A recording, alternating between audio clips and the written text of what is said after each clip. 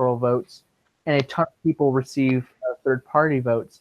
If it wasn't for that, she probably would have gotten the presidency. In fact, the last time a Republican would have won the presidency would have probably been George H.W. Bush over 30 years ago. Other than that, it's like a lot of like the last two lost the popular vote. Yeah. And their names are going to go down in history for the fact that happened, because it's only happened 5 times in American history. Yeah, like actually I mentioned this before, but another factor of like Trump winning is because like the Hillary Clinton campaign seemed to like alienate so many people that normally vote Republican. I'm not Democrat, sorry, like Yeah.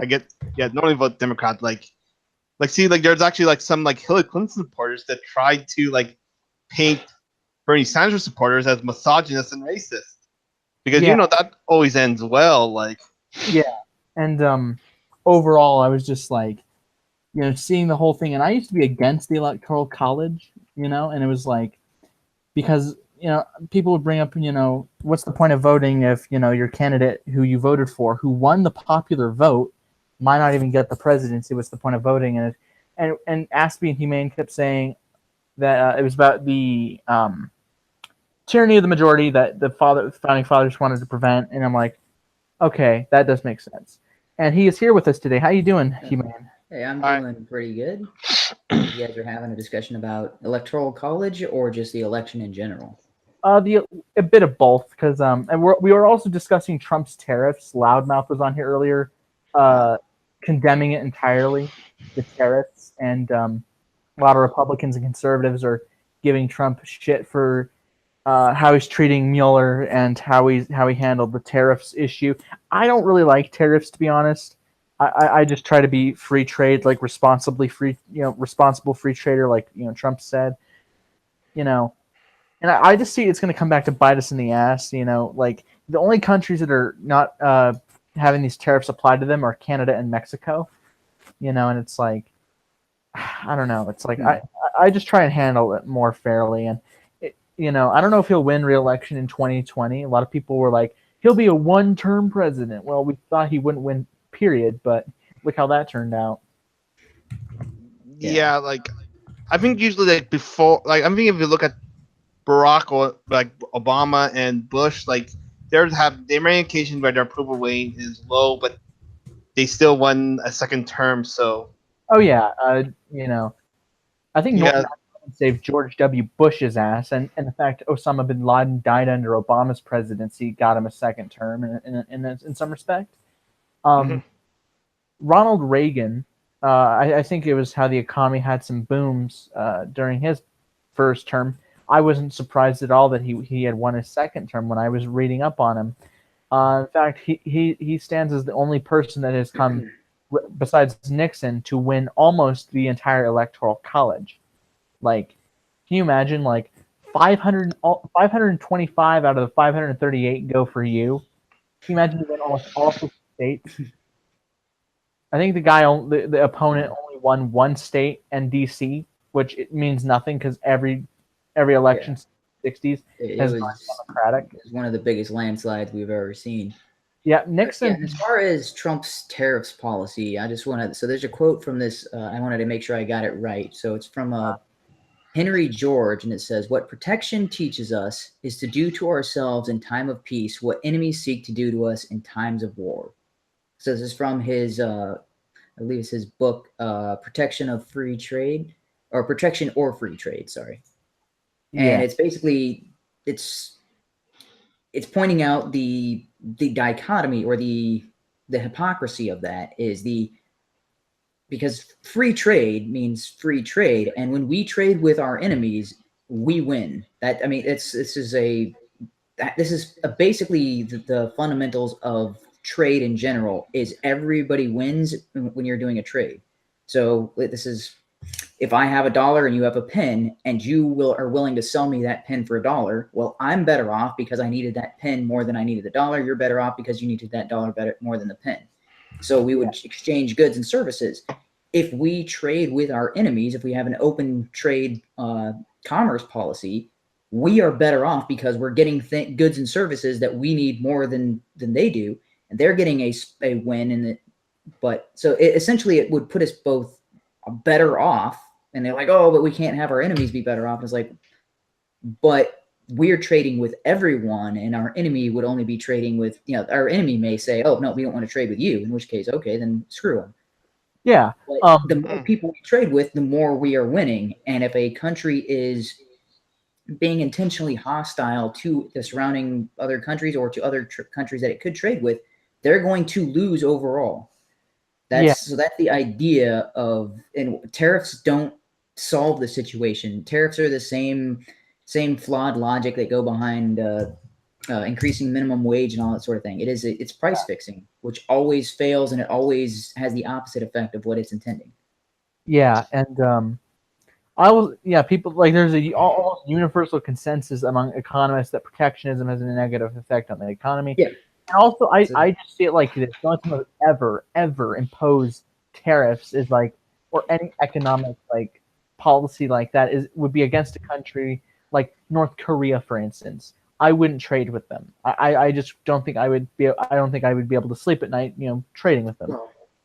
Well, the other, so I'm not sure if this is in Henry George's book or if I read this somewhere else, but it was talking about the possibilities of trading with a country. Now, because it was using Cuba as an example, because we we blocked off Cuba and they could no longer, trade with the United States.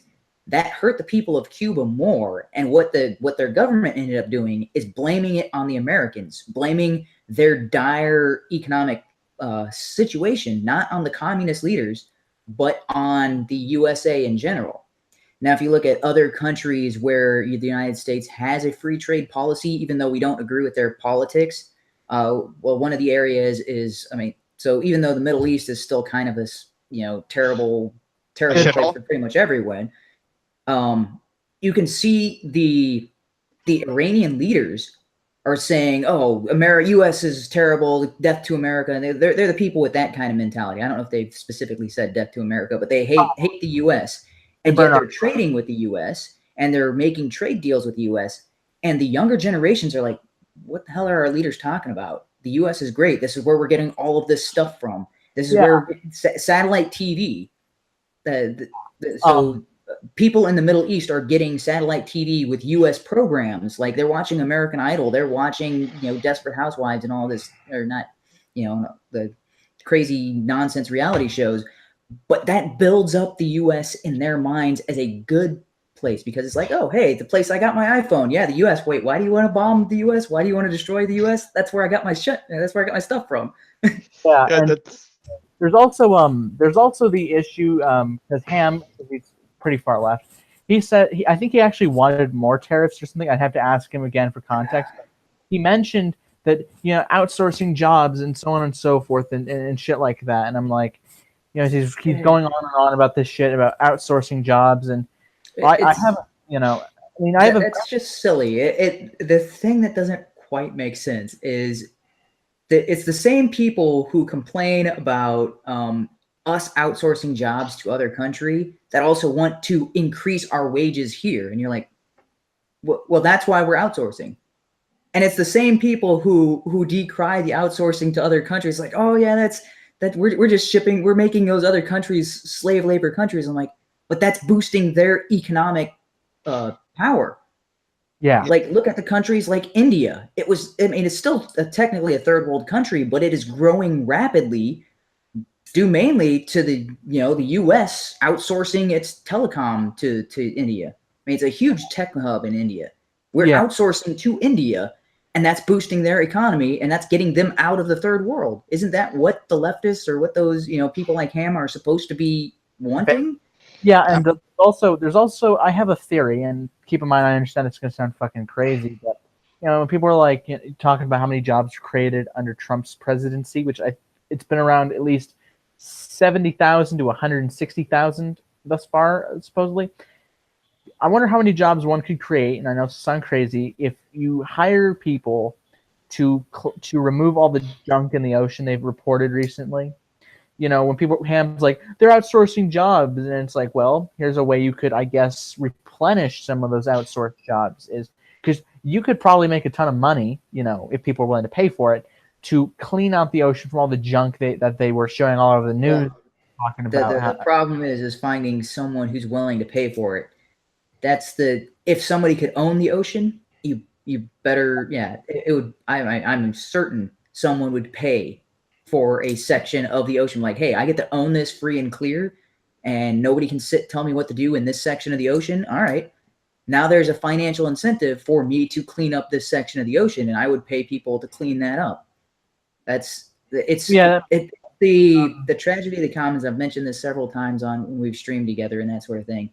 It's true for the oceans. Nobody owns the ocean. It's all international waters, and so no one cares. Nobody takes responsibility for that area of the world because there's no incentive. What happens if somebody spends billions cleaning up that section of the ocean? Oh well, somebody's just going to keep dumping their trash in it because you can't say stop dumping your trash right here. But if you own that section of land, you're like, hey, stop throwing your garbage on my property. Well, that's the reason we have property rights.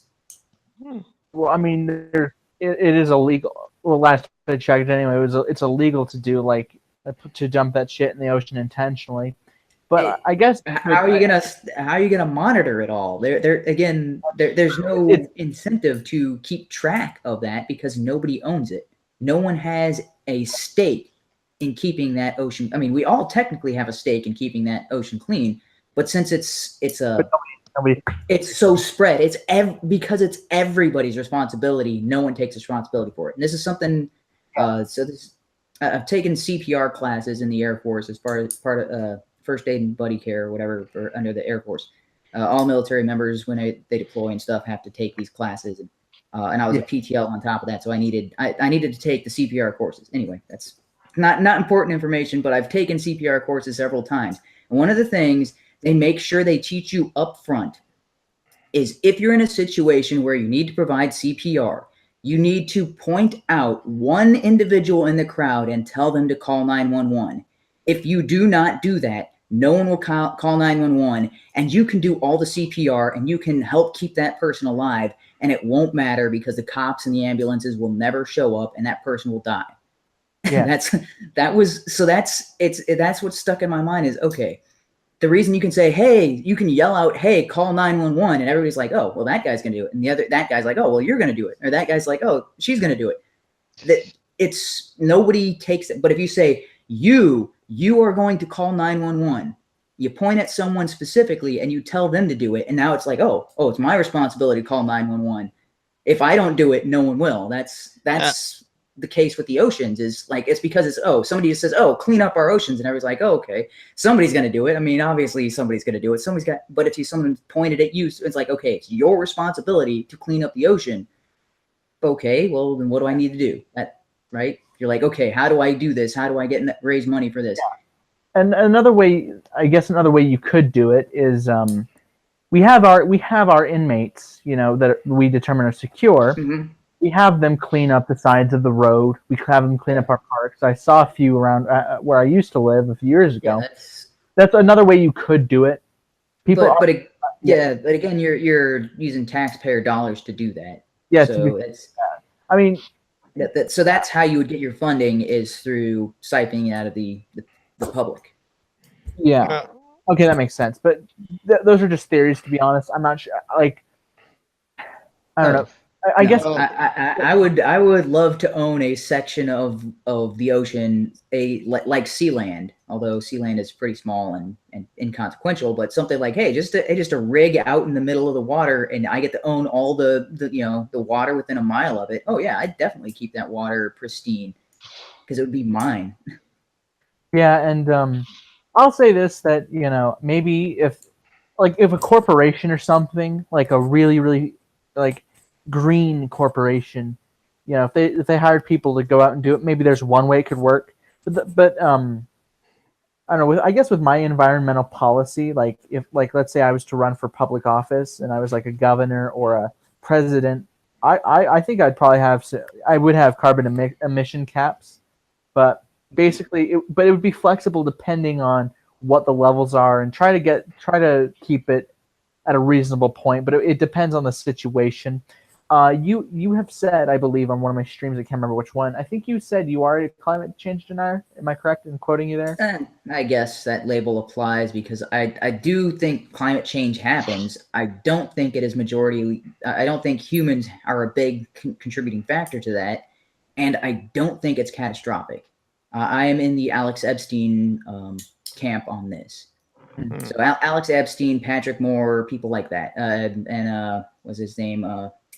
Lord Monckton. So those three, I am in agreement with their assessment of the climate change issue in general. And actually, so I don't. Would you mind if I started streaming on my end? Because I try to do a. What's the topic at hand you were going to? Oh, the topic I was going to discuss is we're talking about religion, and I figured I'd invite you on because we had that whole kind of beef over religion a little while ago. But since you want to talk about other things, we can do that instead. Yeah, sure. I think we can. So I don't want to come onto your stream and then commandeer it for my purposes. So. Yeah, because I did ask you if you wanted to have a chat about Reaganomics because you had mentioned that I shouldn't read about it from Wikipedia, but somewhere else. Oh no, especially not Wikipedia. So this is something still has not changed. They still are on there saying that Clinton was better on taxes than Reagan. Yeah, and they say that he presided over the longest longest time of economic prosperity in American history. They say even Bill Clinton says the same thing. And there's articles. You Google Reaganomics. There's from PBS to say how Reaganomics deregulation bailouts led to the rise of, and I'm going to guess, the rise of Trump. Basically, and Reaganomics is still a controversial thing. I live in a majority Democrat family, and we'll get to it when you start your. But okay. Yeah, go ahead. Yeah, so. Actually, earlier, you mentioned about Cuba, and actually, I didn't have a chance to say, but actually, I got some interesting observation about Cuba. Well, most of us can agree that Cuba is bad, but not as bad when compared to, say, North Korea. When compared to other dictatorships out in the world, it's not good. Of course, another thing I think about why Cuba is kind of different is because, well, even though there is a embargo on them, they do have interactions with other countries. One of the biggest contributors to the economy of Cuba is tourism. And in fact, a few years ago, I actually went on vacation in Cuba. Yeah. So. The embargoes on Cuba, I would remove it immediately. I would try and not impose embargoes on countries. North Korea, I definitely put an embargo on. Other than that, I try and be as free trade as possible, especially for their cigars. Because I thought it was fucking stupid when the United States wouldn't allow people to bring over their cigars. I'm like, really? Yeah. I live in Canada, so there's no such embargo here. But actually, but then it does kind of bring up the case that maybe free trade as well as open interactions did actually improve Cuba. Yeah, it does actually make that case, and Obama's idea of opening up trade with Cuba will help it as well as America even more.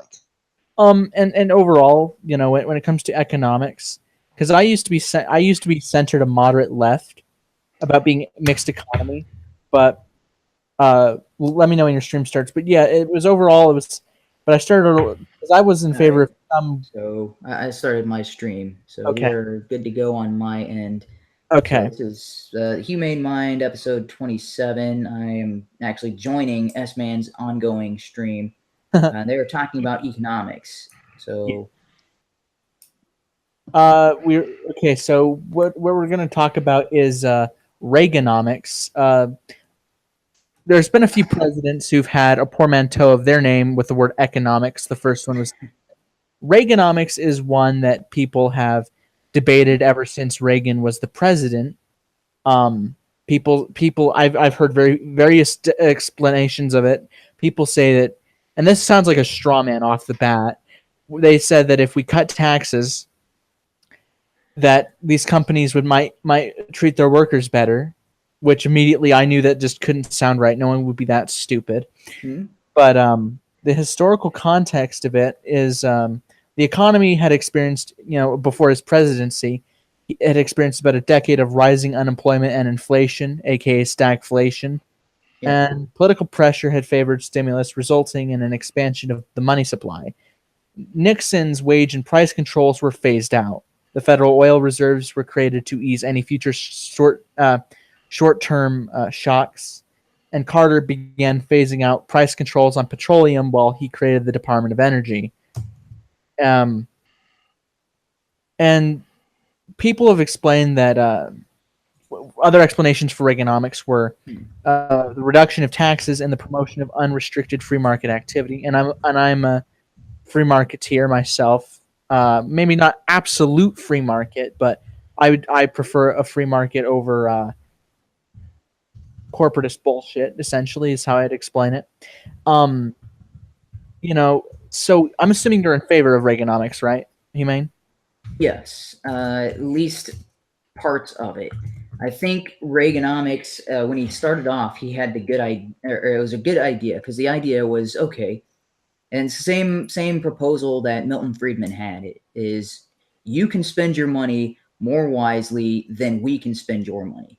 So Yeah. we're going to give you more of your money to spend. And Reaganomics, like that's like huge tax cuts in his first year, and I think maybe up to his second year. So it was, I can't remember when he actually raised taxes, if that was in his first term or if that was his second term. I Yeah. think it was the tail end of his first term when he started raising taxes again.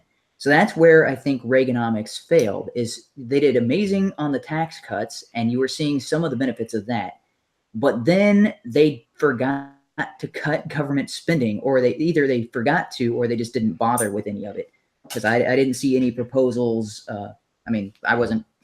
This was what time? When was Reagan actually president? I don't. He was president from 81 to 89. Oh, well, He was 80? governor in the 60s and 70s, but he was president from 81. Is it, wow, 80? Yeah. So that would have been, yeah. So he was president when I was born, and so for the first 4 years of my life. So I mean, I don't remember much of, like, I can't really remember much about his actual presidency, but from what I know or what I've read, there didn't seem to be huge pushes to cut government spending, which is something you have to do. But they didn't cut any government spending, and so then the economy was going through its readjustment based on the tax cuts, but the government was still overspending, and so in order to make up for that government overspending, they had to increase taxes. And this goes back to what I was saying earlier about Wikipedia on this. Yeah. Because Paul Krugman is the actual person being cited on this, because Paul Krugman is a Nobel Prize winning economist, just like Friedman, although Krugman is a liar and an idiot. I don't know how he has a Nobel Prize when he's looking at the Clinton administration, and the Clinton administration only raised taxes. They never cut taxes. The Reagan administration cut taxes substantially and then raised them, but the overall is a negative to the tax or to the amount of taxes paid. It was a net negative, and yet Krugman will look at this and be like, "Oh, hey, Reagan increased taxes by more than Clinton did, so Clinton was better on taxes." I'm like, how? You're completely ignoring the tax cut prior to the tax increase, you lying hypocrite. Yeah. I think you said in one stream when I got the idea, you mentioned that Reagan cut taxes by, I think you said 30%, then raised 15%, or yeah, I don't know I don't remember the exact numbers off the top of my head right now, but it was something to that effect. It was a huge tax cut of, double digits, and an increase of maybe half of what was cut. Yeah. And then they look at Clinton and go, "Oh, Clinton only raised it by like 6%." And I'm like, yeah, but it doesn't matter if he only raised it by 6% because he didn't cut any of it. So it's a 6% pot or gain in tax, or I guess loss for the American public in taxes. Whereas Reagan, yes, there was an increase in taxes that was more than what Clinton did. However, there was that tax cut that was more than what was increased, so it was a net positive for the American people. Yeah. As far as tax cuts, yeah. There was also people cited, and the economic policies of Ronald Reagan did have a big part to play in the 1992 election with George H.W. Bush and Bill Clinton, because there was a recession going on in the 90s, and it was wondered if Reaganomics was to blame. Um, I would say that maybe how George H.W. Bush broke his promise to not cut taxes with the "read my lips, no new taxes." Yeah, and that came to bite him in the ass. And they made fun of that religiously for years. Well, which is kind of funny because it was like the people in Congress that forced his hand in that matter. It's like, well, if you keep spending and you keep spending and we're out of money, well, we've got to raise taxes to make sure that we don't go into debt as a country. Yeah, that's the thing. It's like I disagree with the idea of raising defense spending. We're already the most powerful country in the world. If anything, I would pay for tax cuts by cutting military spending. I wouldn't probably gut it like a fish. Like there's a guy on here, War Corp said we would still be okay if we cut the defense budget by 40%. I'd lop off about at least 10% just to be on the safe side. Don't cut too deep, but I would shovel that towards like to pay for the tax cuts that I would probably I'd do if I were president. But from my experience in the Air Force, with there's so much wasted spending and so much glut, I think we could cut 40% and still be exactly where we are right now. And so there's two factors to this. Is if we cut it by 40% and we told everybody that's what's going on, then they would have to actually start spending wisely.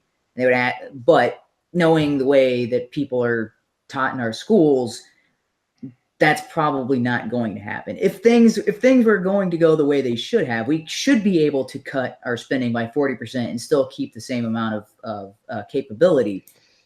But because most of the people I know who are in the Air Force or in the military in general were raised in our public schools, don't know anything about economics in general, and a lot of the systems that they have to adhere to encourage them to waste money on projects. So there would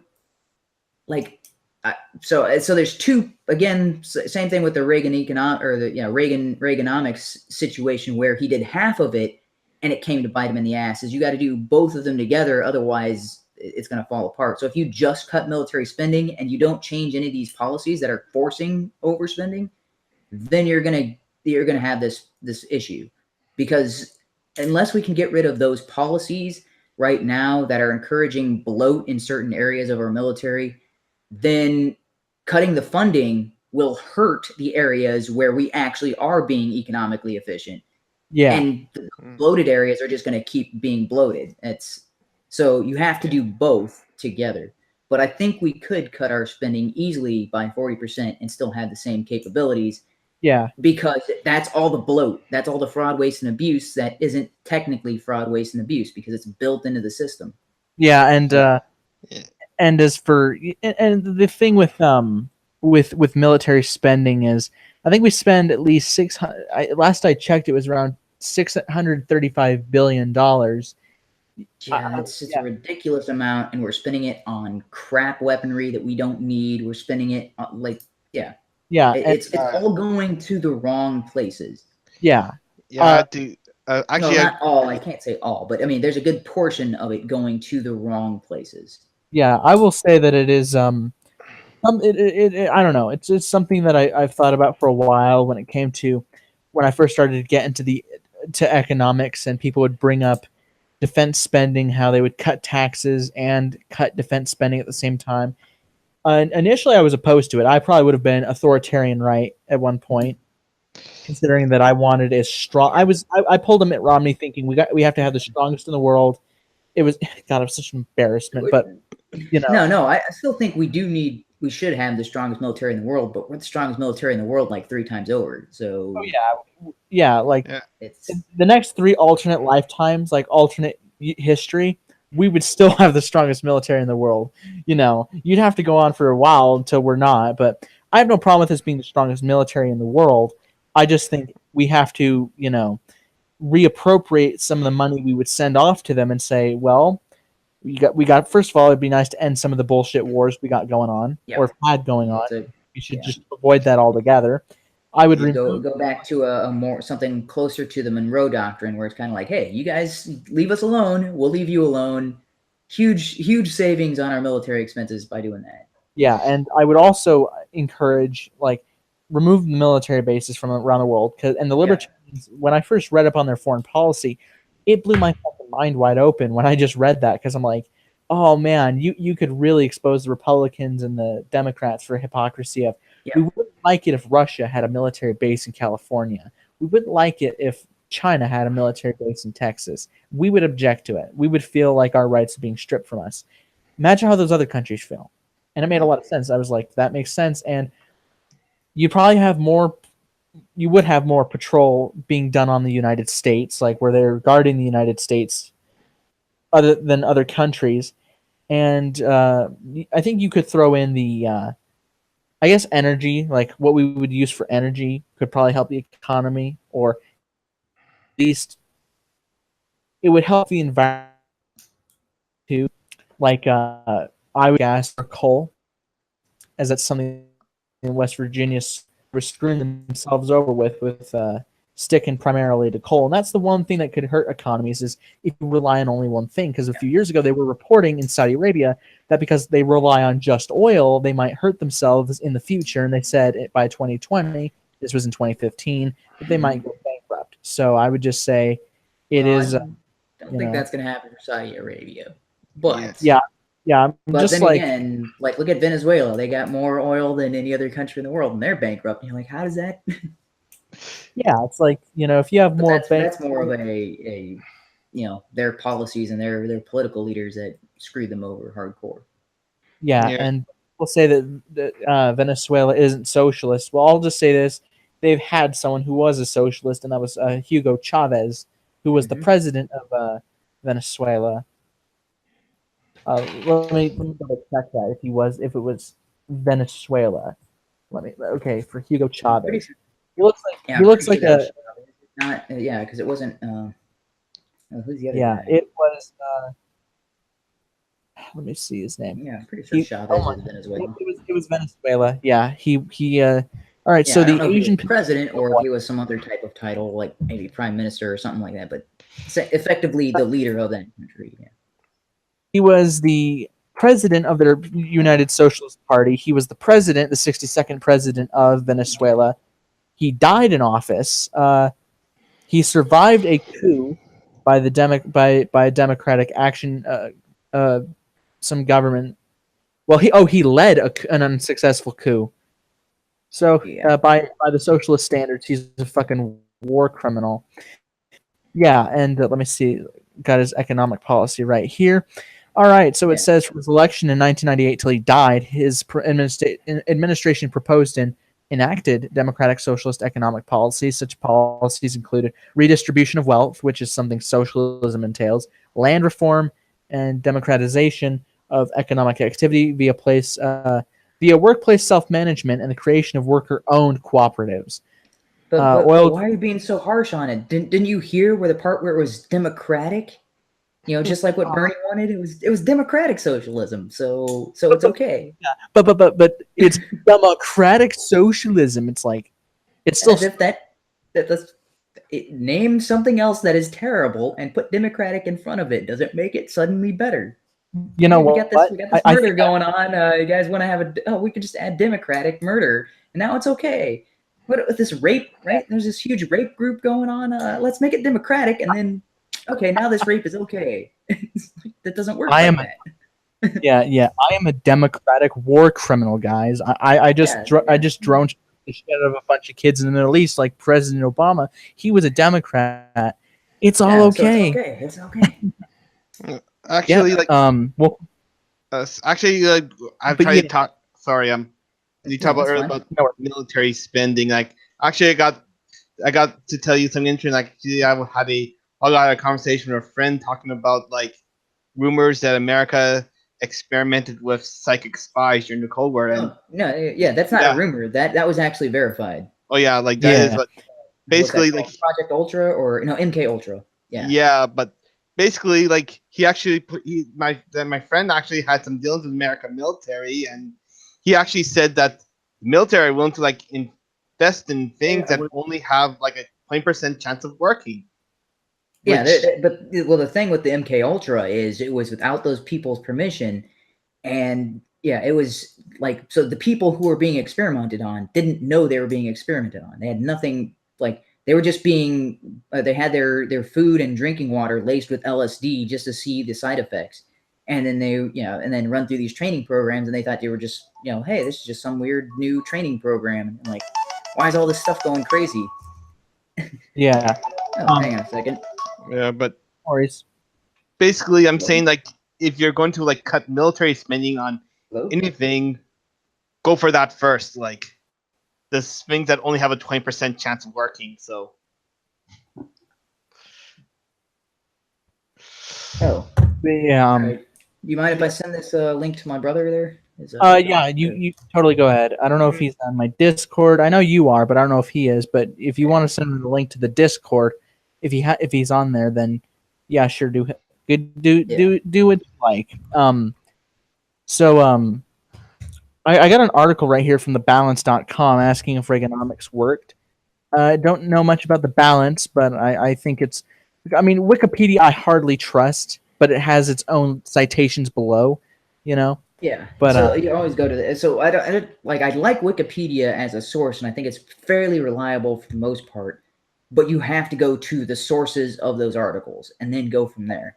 The other thing is you can't just rely on their articles, because the people who are writing the Wikipedia articles do have biases when they're writing their. So they're only going to cite sources that agree with whatever they're trying to say.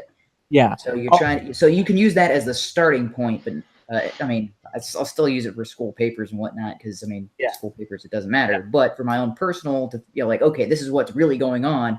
You want to get as many viewpoints of that as possible. You want to get as many sides, and then like, okay, these are more credible than those, and then make your comparisons that way. Yeah. Also, a thing about economics, which you said when we had one of our first streams on economics, which people don't understand or don't properly understand it. One thing I see people fail to understand all the time is supply and demand.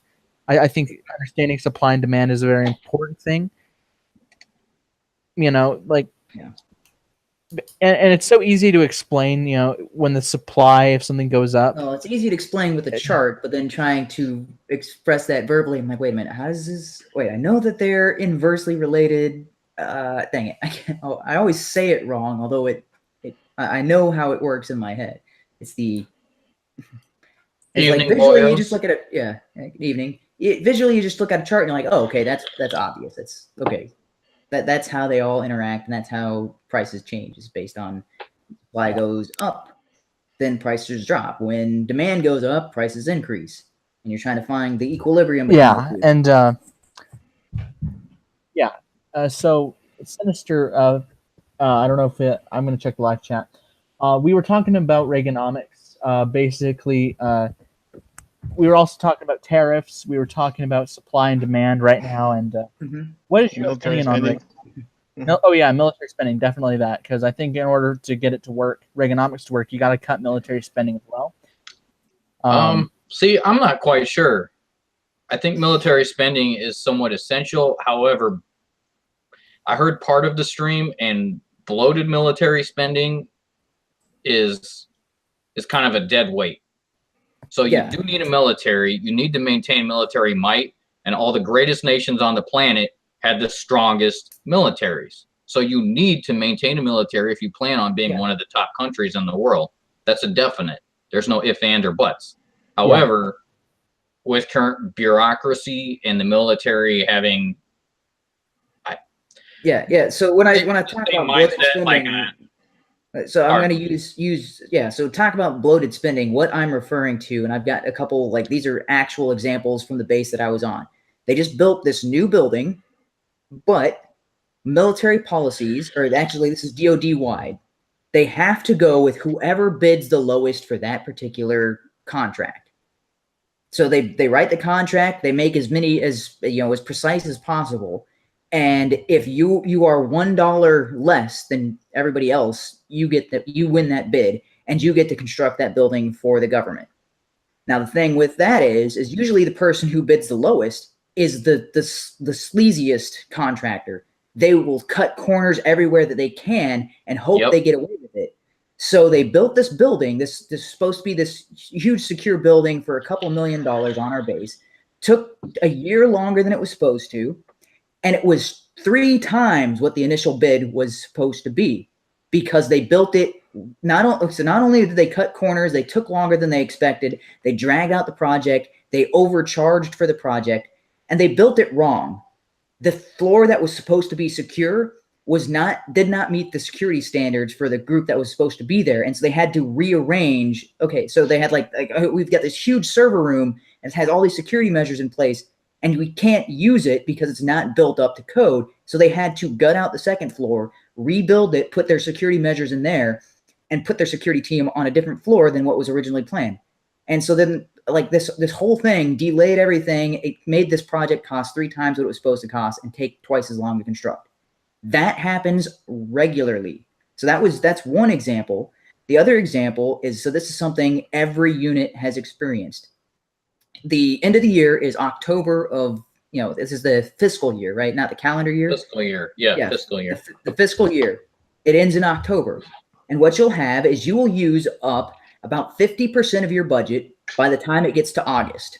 So what you're talking about is called corporate budget or corporate annual budget spending.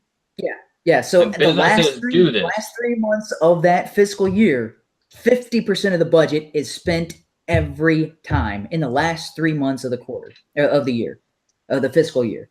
And the reason the same way the entire government works. Welfare works the same. The EBT cards, if you don't spend it, you lose it. So everybody spends it in the last week before the card expires or before the deadline of the next renewal to spend the exact amount that they were specified as their budget on the card. And that's the same way the military works. Yeah, because if you don't spend your entire budget, you don't get that the next year. You don't get the savings, whatever you saved plus your budget again. No, you get the reduced budget. Like, you only spent 75% of your budget last year, so now your new budget for next year is 75%. Imagine if you owned a corporation, right? And you have certain budgets allotted to different functional boards or functional areas within your business. So you've got this much allotted to IT, this much allotted to sales, this much allotted to marketing, this one to forecasting, whatever. Yeah. You own this business, right? If you put an incentive to say, if your department can save us money and come up with a superior product, you will get the bonus. Yeah. That's what they should do. Right now, it's a penalty. Because there's no budget there. They are trying to cut costs. They are trying to save it, penny pinch at every possibility that they can. However, they're also looking for superior quality.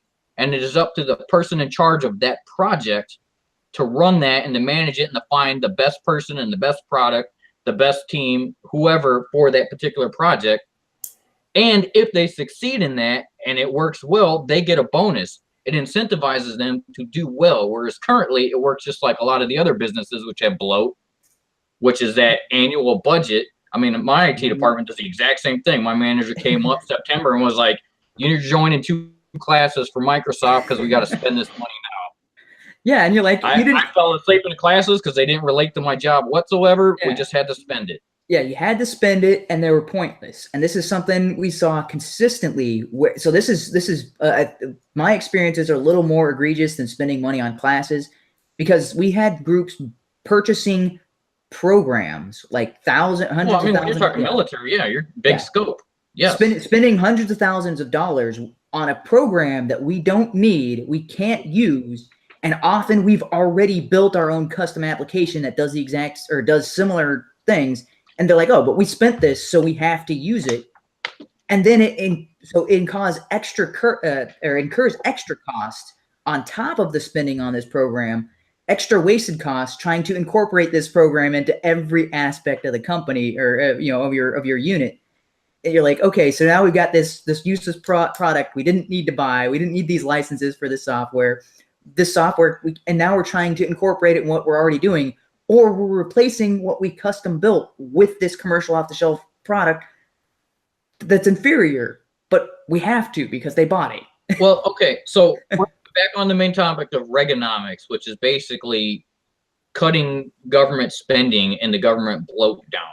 Yes. Keeping essentials of government, what you need to function, and what will keep a reliable and powerful government enough to do its job, but cut the excess fat. Basically, that's what I gather from the term Reaganomics. Yes, but if you were going to manage a business and you had division heads or directors of your various divisions, you can be the director that sits here and says, I trust my directors. Here's their budget. They're meeting their budget every year, and sit back on your fat ass and watch your company hemorrhage money. Or you can be the CEO that says, I'm going to talk to every single director. I'm going to find out what project they're working on, what big incentive or what big push they've been doing this year, and find out, does it help what our goal is? Does it help my business? Have they saved me money? Or if they haven't saved money, have they got me a superior product that will make me money? And if they haven't, their ass is fired. Yeah, that's what a stern CEO would do, and that's what you're supposed to have with the military, is somebody overseeing all these big budget projects, or even smaller, and it's supposed to trickle down. You assign somebody to this project and say, you either save us money or you make us money. Well, if it doesn't fit in those two, you're dead. You're gone. Yeah. Let us, man. Okay. Yeah. Okay. So this article, which I'm just taking with a grain of salt, it says right here, yeah. There's a good one. It's based on the theory of supply-side economics. It states that corporate tax cuts are the best way to grow the economy. When companies get more cash, they should hire new workers and expand their businesses. This is kind of the explanation I got from Democrats, is to complain about the reality of Reaganomics, they would say. It also says that income tax cuts would give workers more incentive to work, increasing the supply of labor. That's why it's sometimes called trickle-down economics. In theory, the economic growth would expand the tax base. The added government revenue would replace the amount lost from the tax cuts. Yeah. So agreed. Ultimately, yeah. And so the main thing that I want to address there is, so they're saying, that this is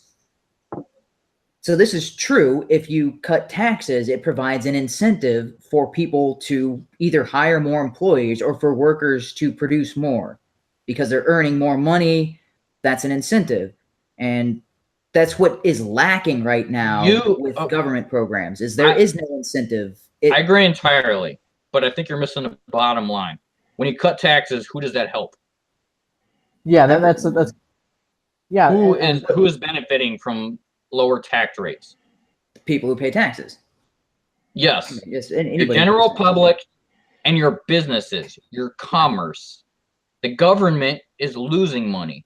And it turns out when the government stops spending the money that they don't have, the economy grows. Yeah. That's it. That's the essentials of it. Yes. Bloated government is a giant detriment to a boosting or growing economy.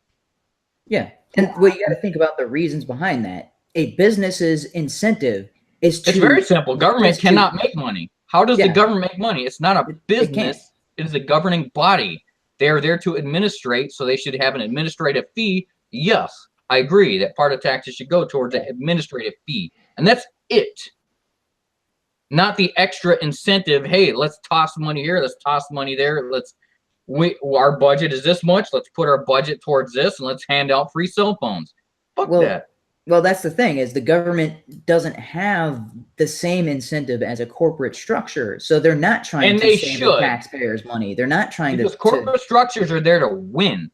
And if the government is not there to win, what the fuck is the government there for? Pardon my profanity, sorry. So there's two ways. Either it's there to break even and to stagnate, which I would say, but I think our government is more of the playing to not lose strategy, which means you're going to lose. That's always how it is. I think our government played a big hand during World War II, got a huge return, and was like, okay, play it safe from now on. Yeah. And that's what they're doing. If you want to put it in like Texas Hold'em terms, they're just playing the safe bets from now on because they won a big pot. They haven't won the game yet. They just won a big pot. Yeah. Well, World War II, and after that, we played to win, and then we started playing to not lose, and just like that's not That's not a good No. strategy. That's the way to slowly trickle down your money. Yeah. You either got it or you don't. And we have it. We're just not using it. There's also other articles from this site talking about stagflation that happened during the 70s, other policies, and arguing that Reaganomics won't work today, and talking about when Milton Friedman was. No, see, that's that's absolute bullshit. Stagflation is when the economy becomes just basically stagnant, and so inflation takes over, and everything just starts to whittle down, which they're has talking about happened to us. Yeah. That is the definition of stagflation. The economy or our produce, what we produce and export to the rest of the world does not meet current monetary demands. So we are now stagnant. Yeah, that's with inflation, as we sit stagnant, it becomes worse and worse for us because our money becomes less and less of value. Yeah, I actually saw a piece that I shared with HUMANE a while back about from Stefan Mullen, how he explains that the U.S. dollar has lost 97% or a huge portion of its value. Oh, especially since we told everybody it was backed by gold, and then all of a sudden, we changed our mind, not backed by gold, and most of it is not backed by gold now. Have fun with that, France and Britain. After ended the gold standard, that was all of our allies. Yeah, and that was actually one of the reasons the Libertarian Party formed, was because of the end of the gold standard. But it also had to do with conscription, aka the draft. The Nixon administration itself. If you look at any actual boosting economy, they have a standard, and majority of them are based on a gold standard. And even if you look as far back as Rome, they were based on a gold standard. And as soon as they dropped that, Rome just started to disappear. In fact, all their taxpayers evacuated. They fled. They went countryside instead of remaining in the populous cities because they were tired of supporting all the socialist programs, and they were tired of supporting all the bloat that the government had incurred. And so the government had no choice but to hire whoever, the Germanic tribes around, and say, okay, you're now our army. And then when they couldn't even pay them, the Germanic tribes turned on them and crushed them, and Rome is gone. Yeah, and HUMANE, I'm going to need to know some context, because I remember I did watch your debate with Owen. He accused Milton Friedman of being a war criminal. What was that about? Because Morgan Freeman. Yes, yeah. Morgan Freeman. Yeah, Morgan Freeman and Milton Friedman are the same guy. No, the voice of the Almighty, Morgan Freeman. No, Milton Friedman. Milton Friedman.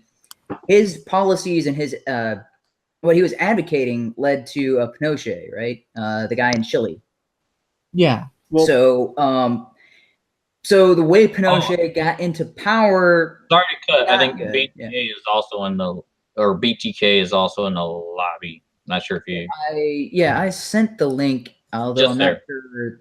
The BTK is saying I doxed my email, but I'm looking at the Twitter and I'm like, no, it definitely says Google Hangouts on there. Sorry, I was just checking the chats. Okay, I did send that out, so I will. I guess maybe I should post that in the chat in case. Yeah. That's the link, but yeah. Right. So anyways, continue on. Yes. Yeah. So Pinochet or however you pronounce his name, the way he got into power is pretty barbaric, and it was a military coup. But the people prior to him were in a similar state of what, I mean, they were basically in a collapsing economy similar to what Venezuela finds itself in now.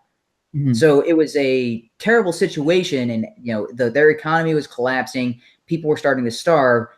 Pinochet came into power through a military coup, and yes, it was violent, it was bloody, lots of people died, and it was pretty horrific. However, once all that was settled, and they actually started using Milton Friedman's, what he was recommending for that country, Chile shot up economically. The people were no longer starving. Things got rapidly better for that country. So it's kind of it's one of those situations where I wish it would have gone differently. I wish it could have been done completely peacefully. However, I don't think for Chile, it's a little hard to tell if there was another way that could have been done without the bloodshed and without the the violent overthrow. Because they were so indoctrinated with socialist philosophy, I don't think it could have happened any other way. So they're better off now, but I don't think them being better off now quite justifies what was done in order to get them there. Yeah, and So, really irritated me with the accusations of war crimes against freedmen. It's like, just because you hand your economic policies, you're like, giving advice to a country. yeah, that's the thing that doesn't make sense. So the advisor who is saying this is the way you're supposed to build your country to make it successful, that's a military war crime. Yeah, and it's like the person doing the war crimes. Yeah, so Pinochet, in order to get into power, yeah, he's the guy that, like, you saw the memes of kicking people out of the helicopter, free helicopter rides. Yeah, that's Pinochet. I don't know if this happened a lot, but I know it at least happened once where they took communists into a helicopter and threw them out. Death flights, yeah. Yeah. And I'm not gonna lie, it's fucking hilarious seeing communists welcome. Yeah, because, I mean, to be fair, they do cause economies to fly into the ground, so it's only fair. Well, I mean, yeah. Well, I mean, if you consider, so I don't know how influential those particular communists were, but if they were the communists in charge, if you think about how many people were indirectly killed by those communists, it's kind of like, well, yeah, throw them out of a helicopter. That is not even close to being cruel or unusual punishment, because it doesn't even come close to the actual devastation that communist caused. Yeah, I think would actually come close to what the main topic, Reaganomics, is a society in which the offspring of those that have persevered and pushed through and built the economy and built the country and boosted it have that same endeavor, have that same drive, and have that same motivation. However, due to human experience and humankind, if you didn't go through that, you don't understand. Yeah. Therefore, it's just like the rich kid who is spoiled as shit because his dad was successful, because his dad busted ass. He feels entitled to everything, and therefore feels everybody is entitled to everything, and just doesn't understand where wealth comes from, where power comes from, where success comes from, where innovation and growth comes from. And that's going to happen to every single country, period. Yeah. However, if you can adopt a strict Reaganomics policy, it will delay that as much as possible, because it is essentially strip the bloat and only keep what you need to keep your government afloat, which is basically military defense and organizing between the states. And that's it. And overall, I'll say that when it comes to because fine with cutting taxes, I mean, I'll say that I do believe that if you cut taxes, that it can cause economic growth.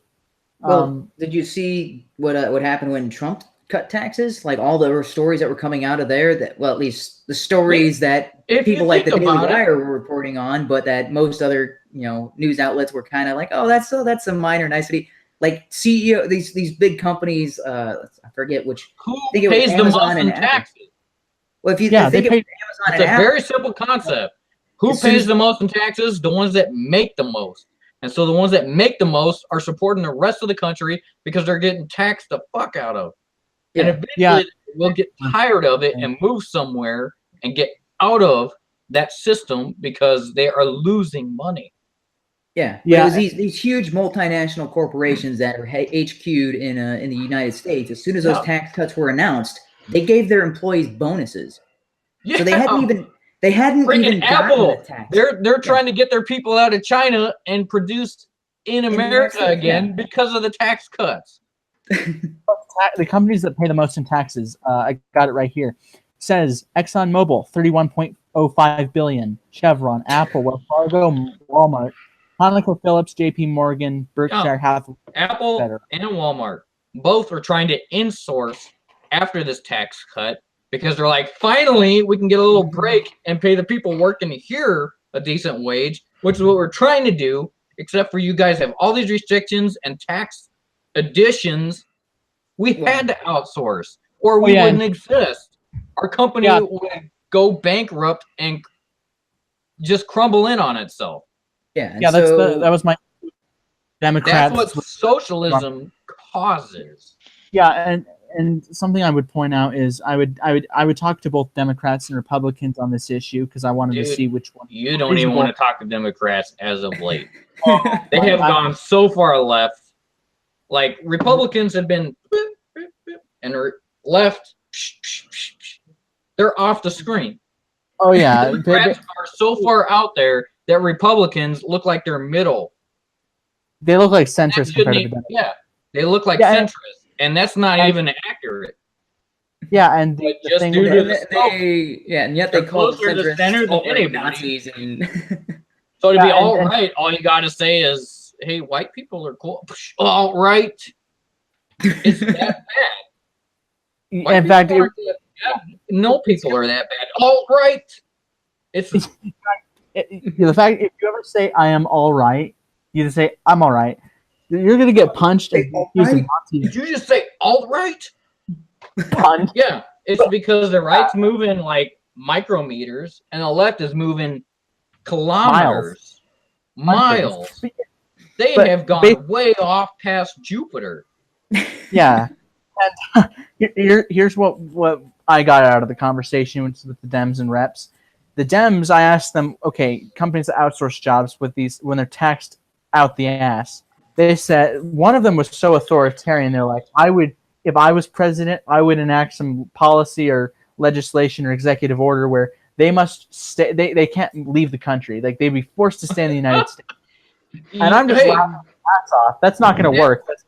I'm gonna hold you to that because that's exactly what California is gonna do in a very short while. Their companies are leaving in the droves, and pretty soon California is gonna make it illegal for a company to exit the state. That's what they're gonna have because they need the tax money. And rather than do the right thing, 160-something billion in deficit. They need these companies. Toyota has been there for almost 4 decades, and they just left for Texas, where they have no taxes. Zero. Yeah, California has gone extremely left. They've gone to extreme. Yeah, California is like retarded left. I think they flipped the loop about 5 times, and no one was even. But that's what I'm saying. California will very soon make it illegal for companies to exit the state, and if they do, they are going to persecute them, charge them, and pull them into court, hold them for years, and detain them for millions and millions of dollars for trying to leave the state. Yeah, because they need the money. Yeah, nothing else to do with other than they are fleeing the state. Yeah. The funny thing about that is those companies that are leaving, because I mean, lots of them have left California, and the vast majority of them have gone to Texas, because Texas is close. There's no sales tax. Texas actually treats businesses correctly. Yeah. Texas is American. All of their employees and all of their people are going to those corporations in Texas. Sorry, I got hair in my mouth. But they're leaving for Texas, and they're implementing the same policies in Texas that caused California to be where it's at. The same leftist mentality that crippled California is now saturating Texas. I think it's going to be leftist creep. Yeah. Which is a weird thing because Texas is the closest to where we're having all the illegal immigrant issues. Yeah. And yet they don't have the same problems that California does because they don't hand out crap to illegal immigrants. They say you're either here and you're going to bust your ass and you're going to work or get fired. Yeah. And there was also I think we lost him. I was about to say, even though Texas is majority red, I think there's enough blue invasion where eventually, and to their major cities, where eventually you're going to start to see Texas policies change to actually embrace the illegal immigrants and stuff like that. Yeah, and I think there's going to be a potential blue wave in my state or for the senatorial elections, and there might be a bit of blue wave concerning how the recent school shooting might impact some elections. But also, my state, I think they reported that we're more business friendly than definitely California is. my state's been Republican for over 30 years. No Democrat has won. What state are you in? Utah. I'm in the state of Utah, and it's redder. It's very red. Yeah, it's one of the red pretty states. red. It's all What the I'm Mormons. thinking within the next 20 to 30 years, so within easily the next 3 to 4 election cycles, Texas will turn blue, and so will Utah. Yeah, It will creep down. Yeah, Democrats have not won the state of Utah in a presidential election since Lyndon B. Johnson, and no Democrat has won Texas since Jimmy Carter. I think Jimmy Carter in the 70s. And Utah is going to have a very close race within the next 10 years. Within 20, it's going to turn blue. Here's the thing, right? I think that's gonna. That seems pretty plausible for both. I mean, it I'd like it not to extremely happen, plausible. but It shouldn't happen. because what I think is going to happen is so they ruin their state, they move to these other states, they start to ruin those states. Well, then the people who currently live there are going to leave and go somewhere else, and they're just going to keep being chased around. Like every several decades, the leftists who destroyed their state are going to go to the state that the people on the right made successful, and they're just going to keep chasing each other around. But the problem is, it's not the businesses; it's the government. Oh yeah, it's the way that these businesses are governed, and it's leaking into Nevada, it's leaking into Utah, it's leaking into Arizona, New Mexico, and Texas. Yeah. Because from what I understand, Austin is already fairly mixed. Yeah. As far as are you Republican or Democrat? I mean, they're pretty damn close. Austin and Dallas, I think it's tipped in Austin and Dallas. Yeah, they are more blue and it than should red. just be a completely red state. Texas is supposed to be the let me pull out my 6 shooters and I will blast you in the face before I let any immigrants in and before I let any government tell me what to do. Yeah. Nope. Those 2 biggest cities, it's 50-50 now. Check out the Rust Belt. The Rust Belt went Republican in the last presidential election. A lot of times they voted Democrat. The last time they didn't was in the 1988 election. Like, I think people woke up and I guess they smelled the Republican coffee. They weren't taking. The problem is people aren't going to wake up. People are going to feel that if they want to be progressive is a shitty term, and I'm just going to say that I hate progressivism. And it's not that I don't like humankind being forward thinking. It's that modern progressivism has got us to where boys don't understand that they're boys and girls don't understand that they're girls. That's progressivism, which makes 0 sense. And it's that if you're yellow because you came from an Asian nation, blah. And they don't take into account actual history. Yeah. I'm not trying to say that any particular race is better than another, so I don't want anybody to misinterpret what I'm trying to say. But what it does mean is that they're trying to conglomerate and jelly everybody into just giant blob of conformism, conformatism. And everyone's a winner. And it seems to be going straight down the West Coast, and it will hit Texas. It will. And Dallas is going to get hit.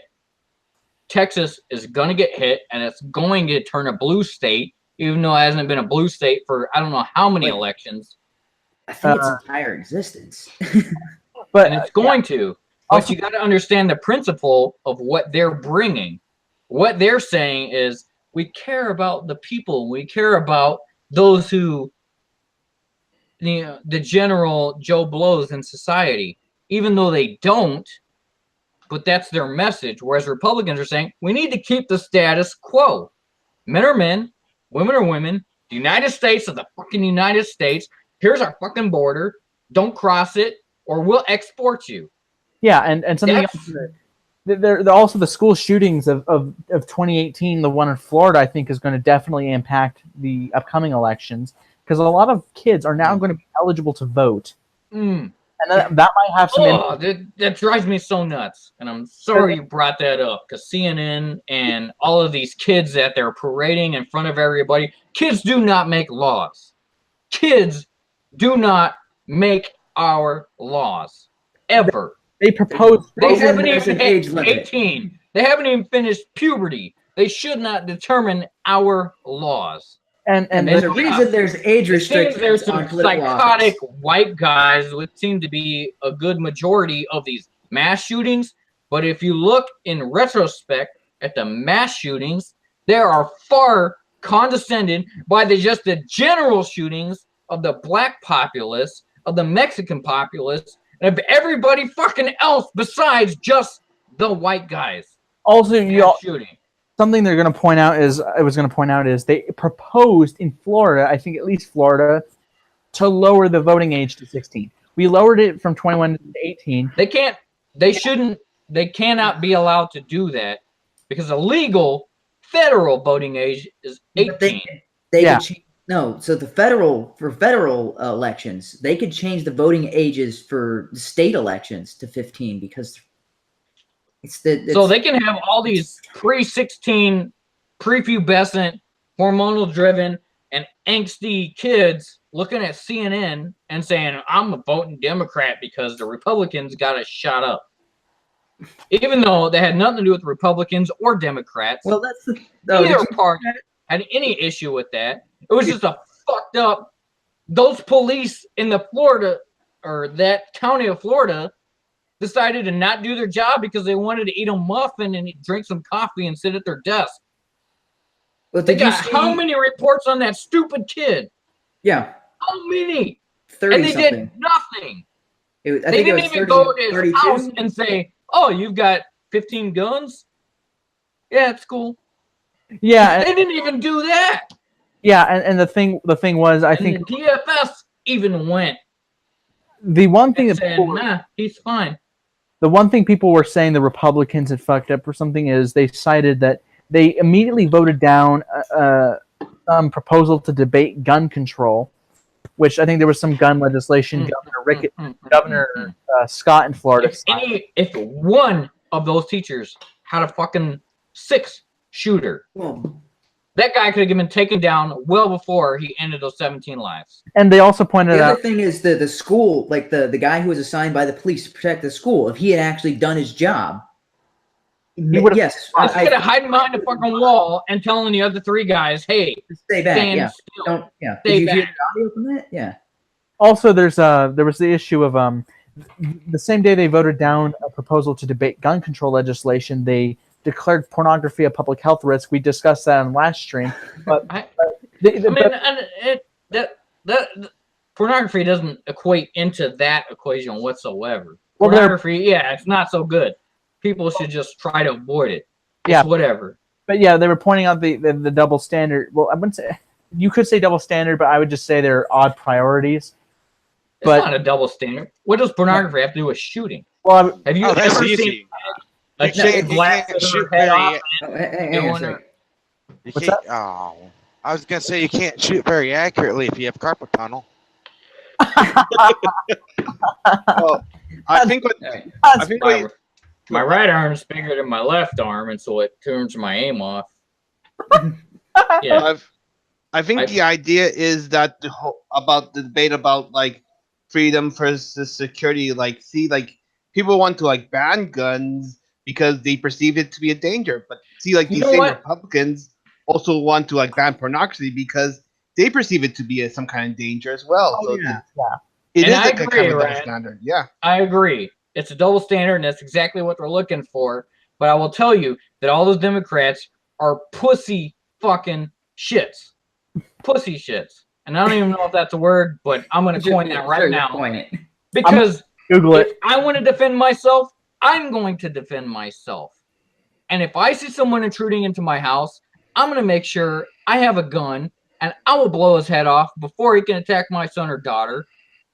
I will make sure that I protect my premise.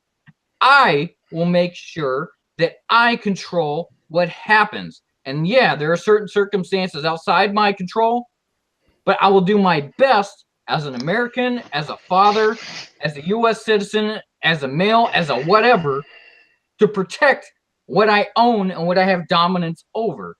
Yeah. And it seems that everybody else has given that up and said, here, government, you take this and you take control of this. And that's not the way it was ever supposed to work. The government is there as an extra country.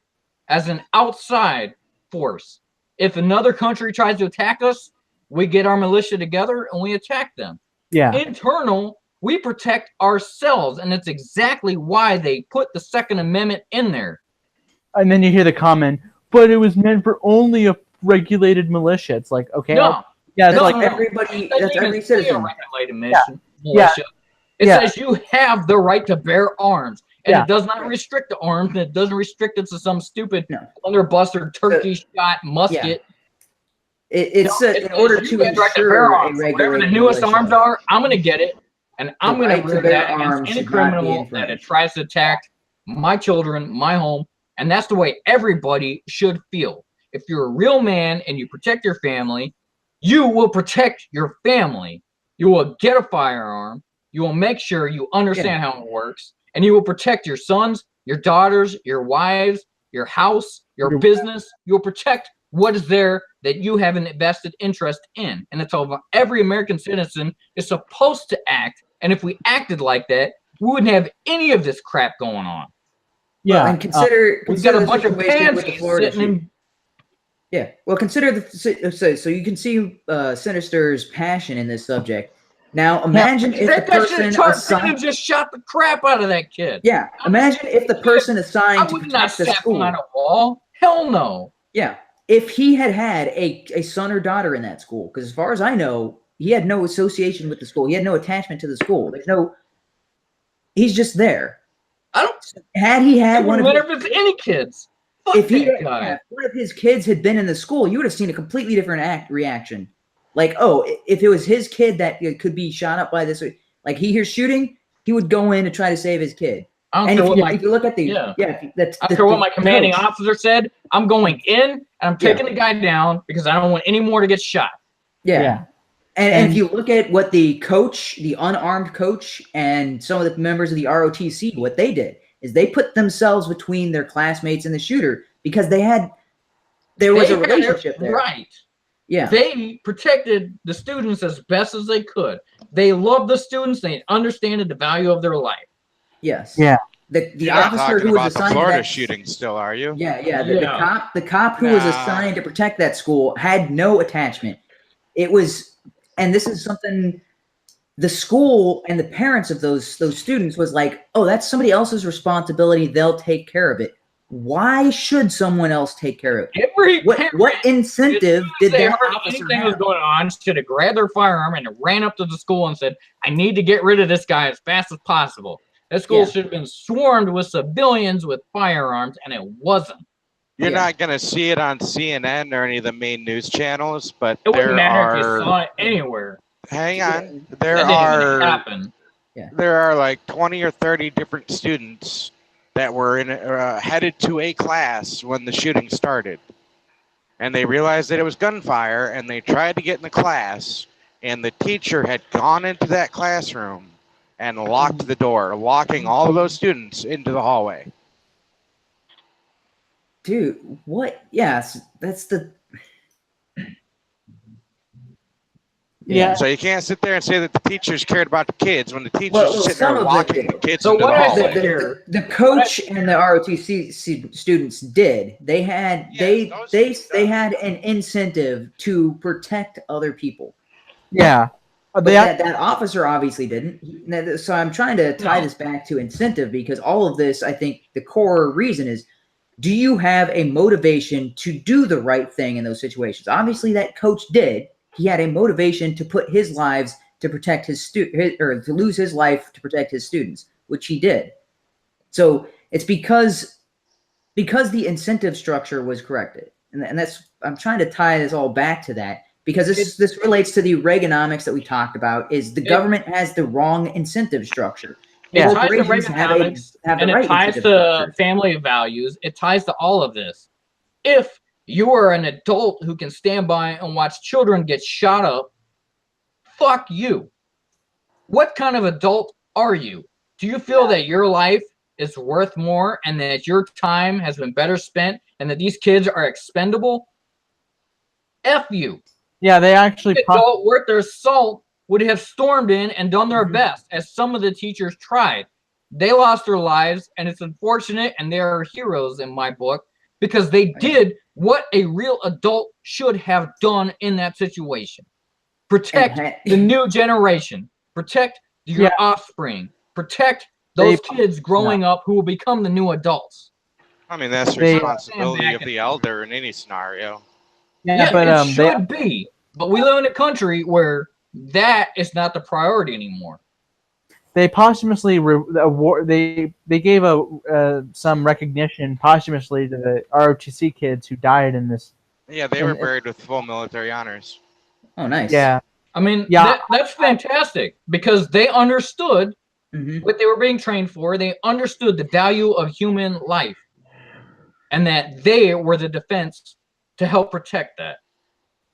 Yeah. And overall, I thought it was a nice gesture, and the flag in at my school, I put it up every day for our ROTC, and we had it lowered to half mast, and you know, and overall, I just if someone who was in the same type of class I was had died, that I did hold a moment of silence for the kids who died. I wasn't doing this bullshit where I'll stand outside I'll walk out for 17 minutes. Fuck that. I'll give a moment of silence, like 17 moments when I have the time, when it's appropriate, like my lunch break. I'll do that, but I won't. What I think we can learn from this whole situation is that the tough guys freaking win. Those who actually have the stamina, the bolster, the drive to protect that which they hold valuable are the ones who win. This guy wanted to be known. He wanted to be famous. He wanted to make his mark on the world because he felt alone. He felt like an individualist, which actually happens quite a bit nowadays just due to the way social media works. Nobody actually goes outside and plays dodgeball or tag touch football or whatever. Everybody's inside. Nobody associates. In my gym class, we don't even we do play dodgeball. No, they don't even play dodgeball in elementary school. It's been banned. Well, in my high school, we do play because it's too violent. It's not like a rubber dodgeball. My son hasn't played it, and I told him, I was like, "That's the best freaking game in gym ever. Dodgeball was the best for everybody." Yeah, I don't know about for everybody. For the people, even if you couldn't throw, you could stand in the back and try and dodge, and you felt like you were part of the game. Everybody could participate. Actually, in my high school, we play it, but here's the kicker, right? Instead of using like a regular rubber ball, we use this foam bullshit. Which I mean, hey, at least I can. Yeah, those exercise balls or whatever those are called, medicine balls. Oh, yeah, they used to use medicine balls. I remember, or not medicine balls. No, but the hard rubber ones. It's made out of the foamy ones where it's like. You throw it and it doesn't go anywhere. It's got no heft, so it can't fly. You just like shoot. It was not that I'm good at throwing anyway, but people just need to be tougher, and this applies directly to Reaganomics because that's the whole that's the whole outscope, or that's the whole view on what the government should be doing. Whatever it means to keep our country intact. The rest you do yourself. You run your business.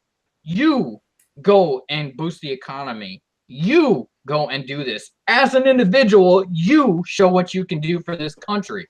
That's what Reaganomics is supposed to represent. The other thing about Reaganomics, only the essentials is what you cannot do yourself. Let's all bind those Clint Eastwood guys together and just go blast the shit out of somebody that's invading our country or posing a threat to our country.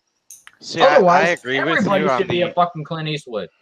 I agree with you on the individual taking responsibility for their own lives and the lives around them, to the extent that it actually pisses people off, because I'm against the stock market. I'm not against employee company-owned shares, but if you want to build your company, it's not the responsibility of somebody in another city to gamble their money on your success. And then, if they get a majority shareholder, then tell you what you should be doing with your company. And vote you out of your company. Yeah, that's all bullshit. I agree with that. I do like Sinister's passion here. It's very amusing, and I do strongly agree. I do like the personal responsibility thing. That is something that has gone out the window. My generation, I honestly, people tell me I'm ageist when I say this, and I proudly hold that with a badge of honor. But I do not hold a lot of hope for my generation. like, here's the thing, right? A bunch of these fuckers want us to take them seriously on gun control, all these social issues, but they eat goddamn Tide Pods. Yeah, that's the generation of eating All right. Tide Pods. Is telling us how to run our country. Gun control is a steady finger. Here's what you need to do, man. Yeah. Go out, get a chick laid, have some kids, and then love those kids, and you understand exactly what a parent should feel. Yeah, but and I guess maybe that's the only hope we have is maybe this generation is lost, but maybe we can fix the next generation. yeah, and I'm trying with Mike. Around the time I was born, actually, my father, like, he inspired me to be like, if I ever do have kids, like, to care for them, of course, because when I was born, baby kidnappings from hospitals was a real problem back in around the time 9/11 had happened and things like that, or at least that was what was said. I mean, it was a thing. Yeah, it wasn't well, super widespread, but it was a thing. Yeah, that was the thing, and the thing was, you know, when I was born, and same goes to all my siblings, he would follow the doctors wherever they took me. He wouldn't let them go anywhere with me out of his sight. And, you know, whether the doctors had bad intentions or not, we'll never know, but probably not. But at least it showed that he cared. Like, to me, the fact that someone cares enough to do that, even though they don't really have to, like, they go the extra mile. But people don't want to go the extra mile. They just want to do what is basically the basic requirement, and they cut it. What we have is a society where everybody feels, I'm good. And because they're complacent, they no longer care. We cannot have a society like that. When people no longer care, their attention gets devoted towards whatever loftier, and I'm going to put that in quotes, loftier goals, such as undocumented immigrants, such as whatever else the government is supporting that is not actually legal, because they feel, well, what about those people? What about blah, blah, blah? Oh, yeah. We've got a huge line of people that are trying to get in legally. I work with, like, 2 people. One guy said it took him 10 years to get his wife from Canada to become a legal U.S. citizen. And he had to pay the fine, and he did it. And that's fantastic. He went through the legal route, no problems, no issues. Yeah, and what we need is a bunch of people who grow up with a pair of testicles, not some there's no non-gender. I'm asexual, blah blah blah, QG, you know, LGBTQT, blah blah blah, whatever the other letters are on the end of that. We just need a bunch of people with a pair of testicles and a bunch of women. Because women are actually very strong and they actually build the family. Yeah. And that is integral to a part of the core nuclear family. Women and men, that symbiotic relationship where men dominate and men protect and women build and women coerce the best out of us. And something I'll also point out. Both.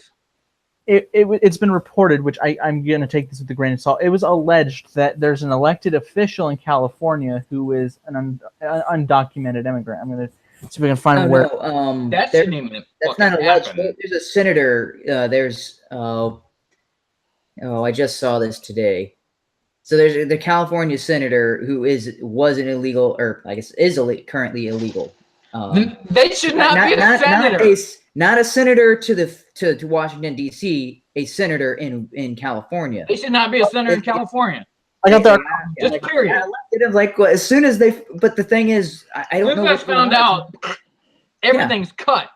Yeah, that's what they should. They should. You know, hey, get out of office. You're no longer a senator, and then go back. The issue here is not keeping out Mexicans. All right. That's the main difference between the left and the right. The right is like, we need to protect our borders. And the left is like, we're trying to keep out all these good people. And the right's like, no, we're not. The issue is not keeping out Mexicans. The issue is making sure that the qualified, the ones that will help our country and boost our country and bolster our country, are the ones legally coming in. They followed every line, every letter. They dotted all their T's, dotted every I's, whatever. Crossed every T's, dotted every I's. They followed the procedure. They got in. They're here. And they're helping. They're doing their part. They're paying their taxes just like everybody else. They become a citizen just like everybody else. And that's what we want. No Republican has ever said, if this is a legal immigrant, kick them out. No Republican has ever said that. Yeah. If they had Okay. followed what we Sorry. required to come So okay, into- so not a senator, but they were appointed by the Senate committee. Yeah, here's the article I got. In a first, undocumented immigrant is appointed to a statewide post in California. So they weren't elected, but appointed. Yeah. All right, so hopefully California Let's will have just- that San Andreas earthquake, and the rest will just fall into the ocean and they'll disappear. I hope that California California. is fucked up beyond I- repair. Republicans Yes. are trying to build a party. Even Arnold Schwarzenegger has switched to Republican, and he's trying to help, I think he was and a it's Republican. not doing. I think there was an interview where he was long. Oh like, yeah, long- yeah. range Arnold Republican. Schwarzenegger is Republican because he understands we let all this garbage in, we're gonna have garbage out. Yeah. Here it goes. So, a 33-year-old woman has become the first undocumented immigrant named to a statewide post in California. And I agree, California is a liberal hellhole. How is that Undocumented person immigrant. still there? Yeah. It's That's illegal the alien. stupidest. Ugh. I would- They twist our verbiage around. It Yeah. should just be, you shouldn't fucking be here. If Yeah. you're undocumented, you shouldn't be here. Yeah. Undocumented immigrant. If like Come imagine through if I this had route. anything else. It's like, oh, And I'm if you come I'm through not. this A, route, come on in. Welcome. If you Yeah. if Governor- you meet these requirements and you went this route, come on in. Please, Yeah. come on in. Imagine Nobody if is there saying were- that. Yeah. Have Imagine if there they were been any writing other Republicans headlines. that though. have said, hey, all of our actual nationalized citizens, kick them out? No, never. Here's the thing, They're proud to have those people in here because they're good people. And they went through the way, they went through the method, and they followed every step that we had according to the law. And they did their due diligence. Come on in. Welcome. Yeah. Welcome to the melting pot. Come on in. We don't care if you're Mexican. I don't care. I don't care if you only speak Spanish. If you can Yeah. pass all of our tests and you followed our law and you did the right thing, welcome. I prefer if they would speak It has English. never been. Yeah, I think there's all of no our tests should be in saying English. F that. Yeah. Yeah, Yeah, because but I mean that's the national language. Yeah. So, I mean, That's if a- they I speak do- just enough, if they speak just enough English to pass the test, then okay, whatever, Good qualified. enough. Good enough. Come on in. Come on in. I I don't would care. propose But Article- I just want to. It's the illegal or undocumented part Yeah. that just. Yeah, If it's you're changing the undocumented, language. you're illegal. Flag them, tag them, send them back. I would propose articles of impeachment against the governor because he was apologetic towards sanctuary cities. The mayor That of and a- the layer who's like the what was that lady who was like who sent out the tweet that ICE was coming in and everybody protect themselves. Yeah, it was a mayor of was it San? No, She not should be San serving Bernardino. 6 months jail time. Was 6 it San months. Bernardino? I think It might have been San Bernardino. I don't remember her name. she needs to be impeached. Like I would impeach all the state officials that Yeah. appointed her. Every single country on this globe has a border, and every single country on this globe has an immigration process. And when you do not follow the immigration process, it is illegal. Yeah. When you do I think something, And that's it's against not the law, just us, it's it's illegal. everybody. Undocumented. Even Britain, even Germany with their mass immigration crisis, they still have some kind of immigration policy, even though it's bullshit. I'm just going to say that. Yeah, they're not following it. Here's the hashtag Yeah, going. they'd rather ban Lauren Southern from the EU than these 500 child rapists. No. It gets better. So there was a guy working at Heathrow Airport who is he's got 17 different aliases, is convicted of crimes. He's a member of ISIS, and he's working at Heathrow Airport. And What? yeah, so like they're banning Lauren Southern from getting into the country while this guy is working at an international airport, and he's a convicted criminal, and he's multiple aliases. And just kind of slipped through the cracks, right? And like, no, they knew about it. See, I think they fell to that ploy where, yeah, we don't. Well, his name was Mohammed, we don't so wanna be they're like, extremists. Yeah, we don't want to exclude people. I understand that. But when they actually look at the doctrine of whatever they're believing in the Middle East, it does not coincide with Christian doctrine or the basic lifestyle of their citizens whatsoever. Here's a They hashtag right feel no issue with raping a 15-year-old girl because she had shorts on, because she was showing too much leg, because that's against their doctrine. And so she's supposed to be raped. That's their doctrine. How the fuck do you let that in your country? Oh, did you see the? So this is something I heard about from for Barbara for you to see. So apparently there was a 17-year-old girl who was killed in, I think it was Italy. Her body was found in 2 suitcases, and they're claiming that it could be a potential suicide. What? That Oh, yeah, she cut off her both legs and both arms and put them in one suitcase, and then crawled in the other and bled to death in the second. What do Well, you think of this Suicide. here? Wait, yeah, what evidence do they have of it is suicide? Like, if it is like a suicide, then at least there must be someone else involved in it for to be found in 2 separate suitcases. Like, no, it wasn't a suicide. No. It was obviously definitely not suicide. What they're doing is they're circumventing the Middle Eastern Sharia law, Muhammad believing, just the Middle Eastern indoctrination. Yeah, they're like, According to we them, can't press if charges, you- so we're just gonna rule it a suicide because we don't want to. So, we don't want to offend the What's Muslims. happening is because this extremist Muslim faction is going into Europe, they're looking around and they're seeing all these women who don't conform to their standards, so they have no issue raping them, murdering them, brutalizing them, because according to their doctrine, this is what you're supposed to do. So they're saints in their book. They have done the right thing according to their doctrine by raping these underage children, by brutalizing these women because they didn't wear a whatever you call it, a burqa, Beekeeper outfit. Yeah, a beekeeper outfit, because they didn't have that on. You were walking around without a burqa. You deserve to be raped. You deserve to be brutalized. You deserve to have your legs chopped off and stuck in one suitcase when we stick the rest of your body in another suitcase. You deserve that. And they feel no remorse for it because it belongs in their doctrine. These are 2 clashing ideologies, boo, head on, and Europe is fucking losing because they don't understand that it doesn't mesh, because they want to be anti-racial or anti-racialist, I guess I want to say, and they want to be anti-segregationalist. They're so scared of being called a racist or segregational type country that they're inviting this in. And then you look at that, you can see that these people have been stuck in the same dogma and the same bullshit for over 2,000 years. They killed their own. Not just Europeans, they kill their own.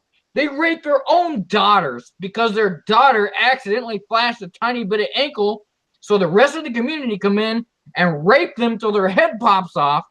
It's fucking insane. And they don't want to seem anti-racial or they want to seem as bigoted, and so they just accept it and say, yeah, we accept everything. Something I just dropped a YouTube video in the Twitter group thingy-majigger. It's a movement that's happening all over Europe. It's called the 120 decibels. Has anybody heard of it? Yeah, and if that you make a video about it, then likely that video is going to be either YouTube is cracking down on those videos. So what's the 120 decibel before this actually gets cracked down? What? Because once you post in the live stream, they don't care. The live streams kind of go through. People who are posting videos dedicated to the 120 decibels, they're getting immediately demonetized. Not just demonetized, they're getting their videos taken down completely. Oh no, this is the original. This is the original 120 decibel video. The original is still up there. Yeah. What is it? What did they support? Anybody who's spreading, people who've tweeted about it, they've gotten those tweets removed. They've gotten their accounts suspended. What is 120 decibel? So we can understand within this stream, what is that? It's women. It's the women in Germany, right? It's all over Europe, but primarily But Germany. yeah. They're talking about the rape I'm gonna epidemics that are toss the going around. link in the Germany. chat so you can watch it. Yeah. It's not even just Germany. It's like Switzerland, it's Sweden. It's pretty much any happening all over the Eastern EU. All over the EU, It's they're happening seeing everywhere. rape They are skyrocket. scared to go outside. Yep. They don't even leave their They- apartments because they're scared of being raped. Because there's Yeah, guys, they're- rapists I threw sitting the right link. outside their fucking front door. I threw the link in the YouTube live streams chat so you can watch it. And who is it? Well, who's the most northeastern? Switzerland? Are they the No. ones that are kind of No, you're thinking of Hungary. Hungary's the no, one that's the northeastern? Poland? Northeast. I think it's Switzerland, where they're Switzerland's not basically. northeast. Switzerland is kind of in the middle of the EU. You're talking. I thought Switzerland was up in No. Norwegian Switzerland's area. south of Germany. Yeah. What's in So the there's- Norwegian area? Sweden, Norway, Newfoundland. Sweden. Maybe it's Sweden. Sweden's the rape capital of Europe. Yeah. So the Yeah. women are saying, "Hey, this is going on," and the police don't want to be racist, so they don't pinpoint anybody. Couldn't you say that they're being sexist? Sweden, They're being that's where it is. Yeah. Yeah, couldn't you say the They sent a news reporter in there from even from CNN. Well, And she's like, "What? I can't even exit my domicile without worry of being raped." something I'd like to point out, which you know the But meme where they Sweden show will not concede that they have a problem. Sweden will not concede they because they have been a feminist forefront for at least the last 2 decades. They're showing how powerful and strong they are and how strong-willed they are, and they're being overrun by Muslim immigrants or Muslim migrants who are only here to adhere to their doctrine. Yes, and this actually describes perfectly that meme where they show the person wiping sweat off their forehead. They got 2 buttons to push, they'll ignore The the red sex- one. I'm just saying the red button. Push the red button right now. Well, Push it. the button one says we got to protect the Muslims, the radical ones. The other button is we got to protect the women, and they're really women the red one. Push that. Push it. But the priorities of the police in the UK are totally fucked because I think they Screw the convict- Muslims.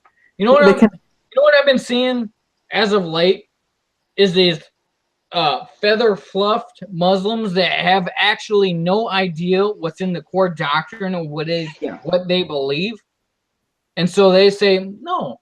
The Islamic religion is peaceful. The Islamic religion doesn't actually advocate for this. But when you dig into their scripture, it most definitely fucking does because it's militant. And that's why the Prophet Muhammad anticipated, and that's why he put that in their doctrine because he felt the Jewish religion was too laissez-faire. It was too laid back. And he said, no, this is going to get overrun. If you look at Muhammad's reign, it was a religion up until about he hit 50, 60 years old, and then he writ all this military crap in, and they became extremely militant. At the time of his death, they just expounded and blew up and became super militant, and it wasn't even based on religion, it was just based on what Muhammad said. And they don't even know if that's... Since we're on this topic, I'm going to throw another link in the YouTube live stream chat.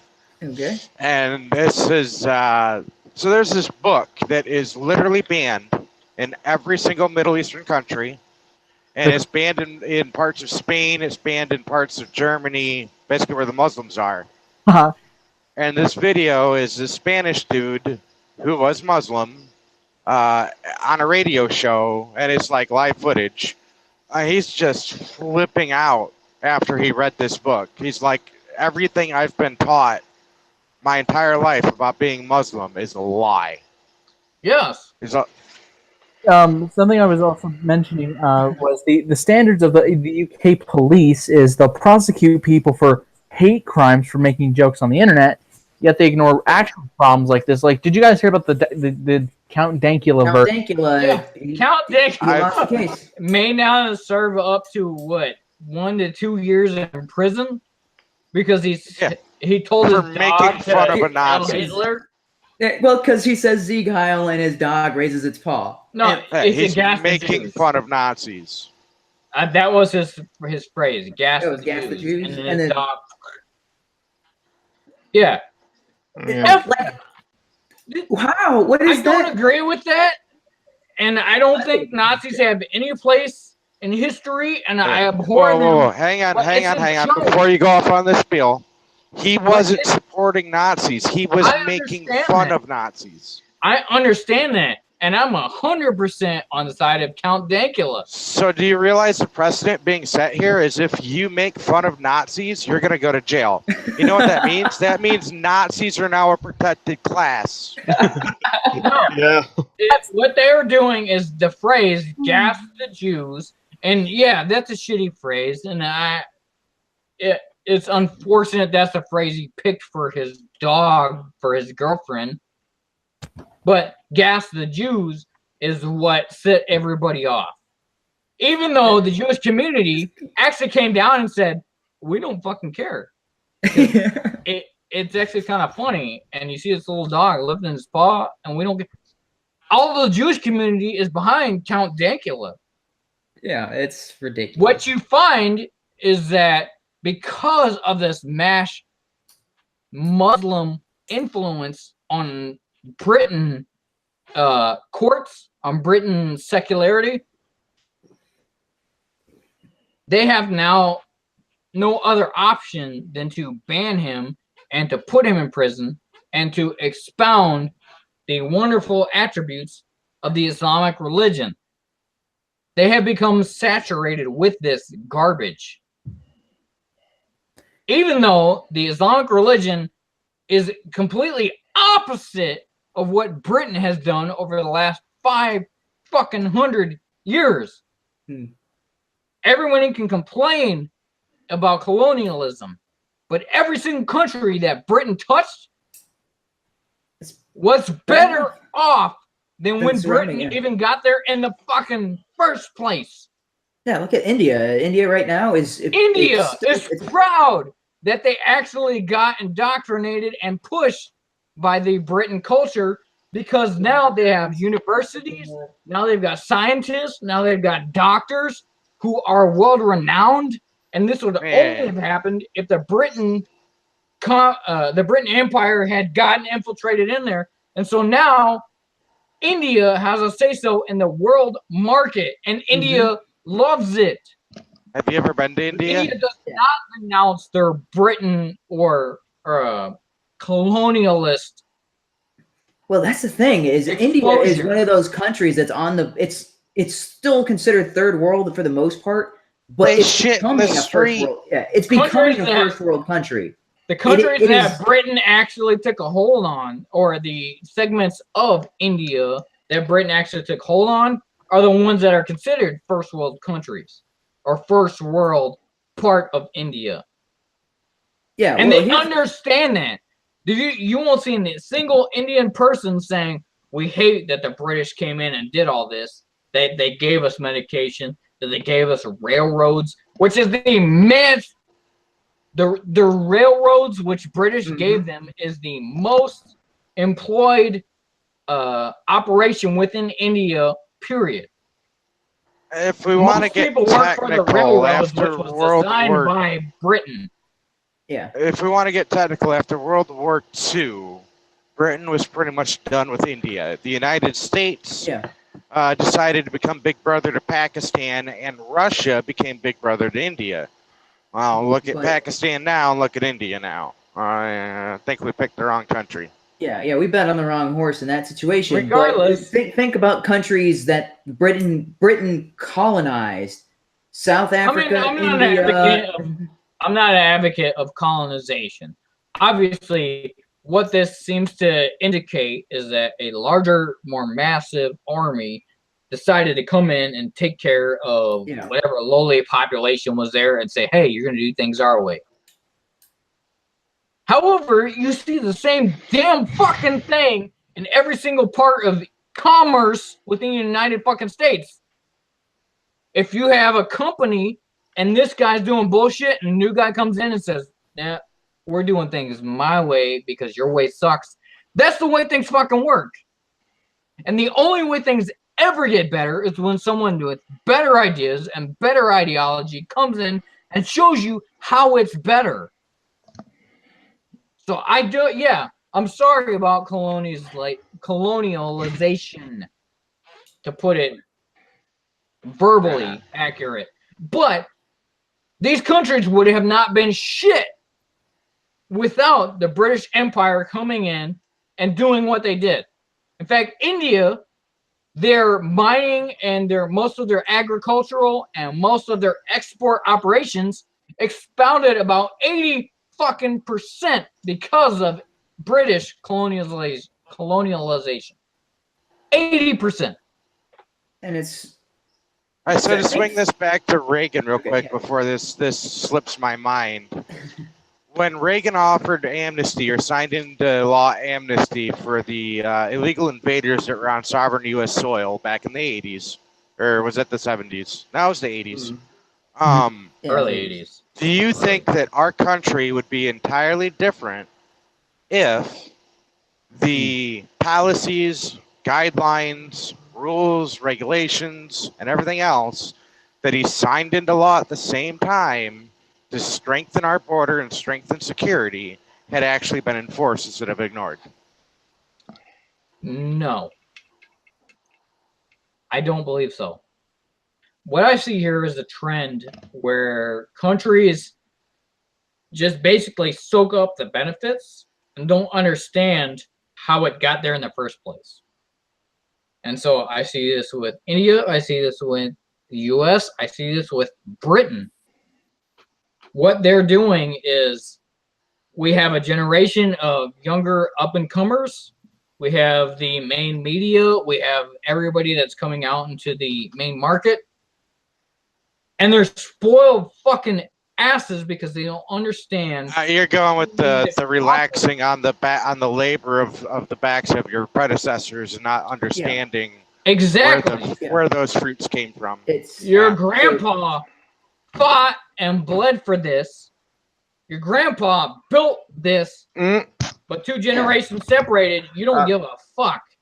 Yeah, it's the and instead you're wooed by the humanitarian or the Loftarian. I don't even know if that's a phrase. Loftarian. Let's coin that a phrase. Yeah, it's the adage, or I'm not sure if it's an adage or what it is, but it's first classes. Hey, hang on a second. So it's this phrase: hard societies build strong men build soft societies build weak men build hard societies.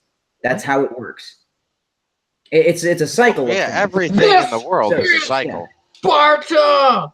Yeah. I do have another question. So you have this hard society that's really difficult. It makes strong men. The strong men come and they soften that hard structure. The hard structure makes soft men, and those soft men make terrible structures that are hard and difficult to live in. And it just keeps rinsing and repeating, and it's just my other question was, I see a lot of, because I'm active in the alt-right circles. I'm extremely active in the alt-right circles. Are you alt-right yourself? And, borderline. Really? Yeah. Borderline? I've taken all like the stupid little tests, and they say that I'm dead center right. Okay, but, so are you more like the Lauren Southern, Brittany Pettibone, or are you the what's that called? Or are you in the Richard Spencer, Jared Taylor? I'm more James Alsop, Baked Alaska. Okay, not really Chris Cantwell, because he's a little too far out there for me. I think the only alt-right I could be considered is there's such thing as white people. But I've seen a lot of, in the circles that I run, I've seen a lot of people saying that we should basically have Operation Wetback 2. So my question is, do you think that would work? No. In today's society? Okay. So I don't think I don't cattle even know what cars. wetback It, not only, 2 is. it wouldn't be enforced to begin with because all the hold sanctuary on. cities. Hold on. So the cattle cars operated by the What? military and door-to-door rounding up of Mexicans and sending them back to Mexico, like happened under Operation Wetback, Yeah, you're which was talking about- ordered by Eisenhower, wouldn't work today. If you're talking about, so are these illegal immigrants or are these legal? Immigrants? Illegal. It's only the Yeah. illegal ones. Okay, then yeah, sure. That's exactly what we should do. I mean, that's what ICE is supposed to be doing right now, and what they would be doing if it wasn't for mayors that are tipping off people and saying, "Hey, ICE is coming. ICE is doing raids." You might laugh, but it was actually called Operation Wetback, as ordered by President Dwight D. Eisenhower, and it was police and military rounding up illegals and literally putting them in cattle cars on trains and sending them down to back to Mexico. I don't have a problem with that. They rounded up just over 1 million. They could call it Operation Gas the Jews. I mean, that's. I mean, that's Operation Build the Wall. Yeah, I mean, it doesn't matter what they call it. It's like, okay, I'm behind what they're doing. They could, they could give it. See, I think Trump's doing it all wrong with this wall thing. He needs to appeal to the liberal economists, not economists, the ecologists, the Save My Planet, hug a tree, and all that stuff. Build a moat. Yeah. No, not build a moat. Panama Build the wall. Build the wall. Build it 10 feet higher and make it a solar wall. Exactly. Yeah, solar wall. Of course, within 15 years, have to be replaced. Right? Like, hey, we can make a solar roadway wall. I've talked to several scientists that I know about doing that, and basically, the problem with that is the rubber that's going to be laid. You'd basically. Okay, I drive a semi. The solar roadways it's a stupid idea. I drive a semi, and I'm actually on a 4-lane highway right now, and I'm looking at a 50-foot wide swath that people refer to as a median that could be lined with solar panels for hundreds and hundreds of thousands of miles. You don't want any surface that could actually be covered. And if the solar roadways is stupid, in fact, it would be cheaper and easier to just make awnings over roadways and put solar panels over that. What are we talking about? Solar roadway is stupid because if you get into an accident, you're going to get electrocuted. We're talking about the wall. How expensive it is to make solar panels? It's prohibitively expensive. It's economically inefficient. Solar panels are ridiculously expensive. So they're trying to but thermal absorbers aren't. Thermal absorbers? So you're just talking about the heat that's attracted into roadways. Yeah, either way, it'd basically just be still not very efficient. Panels. And then you'd have to worry about transporting from not efficient unless you have a place where people are revving up their tires a lot. Oh no, the thermal absorbers are just big black panels with like a 1/4 inch of water and a layer that it has to pass through as it evaporates, and it generates electricity via the heat and the evaporation process. No, I get that. Basically, once it's installed, it's there for the next 50 years, and it's just sitting there passively creating electricity all summer long. Yeah. But the only place you're going to get that is where, like, drag racers are revving their engines. No, a hot day, if it's hot enough for water to evaporate it rains and then it evaporates. The issue with that is always energy storage. So you're talking about, yes, during the summer and during like 50% of the year, and actually less than 50% of the year supplemental energy because storage. the day you'd only have the heat factor during the day, and it would only be half of the year in those areas where you've got where it gets cold, right? In the winter, those thermal sorry, what did you call them? Thermal? They're thermal exchanges? Yeah, thermal exchange panels is what they're called. Yeah, the thermal exchange panels. Those would be so. If you consider that half of the year it's going to be too cold for them to be working, and then the other half of the time, Daniel, are you still there, or are you calling it a night? I think he's a little drunk. Now I engage this introduction or discourse. Yeah, you actually did take quite a lot. You maybe need to rest a little. All right. Anyway, with the thermal, so you're talking the thermal exchange generators that you're talking about would only be working about a quarter of the year, because you're talking about 50% of the year. It's not going to be warm enough for them to actually be generating electricity. Whoa. And then half of the time it's going to be night, and again, they're not going to be generating the electricity that you're looking. But even if it cuts down the coal consumption of the country by fucking 1%, you're gonna have all these environmentalists lobbying for Yeah, it. you're gonna have, and it's still a waste of resources when we've got nuclear. I'm gonna say with Reaganomics or Reaganomics, how does this compile into it? Because this is something that wasn't introduced during the normal Reagan administration, and two, I'm bored. That moment when you can tell that the alcohol. You guys are like picking the outliers as far as what may get some sort of electrocurrency or what may get. That's why I'm saying. So it would attract. I don't care. What does this apply to Reaganomics? It applies to Reaganomics because it was talking about the wall and it was an offshoot appeal of to the wall. people on the left. To people on the left, the economic. I don't think putting solar panels on the wall or the roadways or solar panels in general is a economically viable solution. Solar panels are bullshit. In fact, that's been proven since Germany has to actually get imports from their energy from France because their solar energy is bullshit. And they have more coal plants than they had before they started making solar panels. So or solar plants, it's just proven. Solar energy is a fanciful idea, but free energy. The act of creating those solar energy panels and maintaining whatever energy may be gotten off those solar energy panels doesn't equate to what we get with petroleum, coal, and with natural resources that we've already been used to. Plus, the solar panels, you get a 50% return within 15 years. Meaning that within 15 years they have Well, no, that's not what I'm talking about. Within 15 years, the solar panel has degraded to the point where its energy output is only 50% of what it was when it's brand new. Yeah. Okay. So you're diminishing returns over time. Extremely quickly. 15 years. And it's basically junk. You're only getting 50%.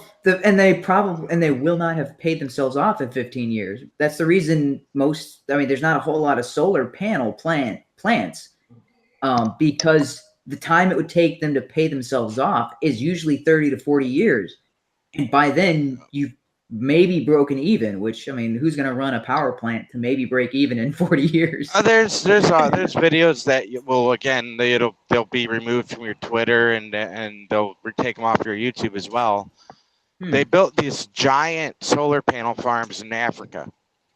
And in these videos, it's the local villagers going out there with their shovels and their hammers and just destroying them for absolutely no reason. Oh no, okay, so I wasn't a part of these. So I was stationed in Djibouti, Africa, for 6 months, and one of the major projects we were doing, the humanitarian effort we were doing there, I wasn't a part of these. I just heard the other people who were a part of this were reporting back to us and telling us the stories. It was like a 4-month project where they went out and they dug 3 or 4 different wells in Djibouti, Africa. 2 weeks after they were up and running, 2 of them had been completely filled in with debris and were completely useless and non-drinkable.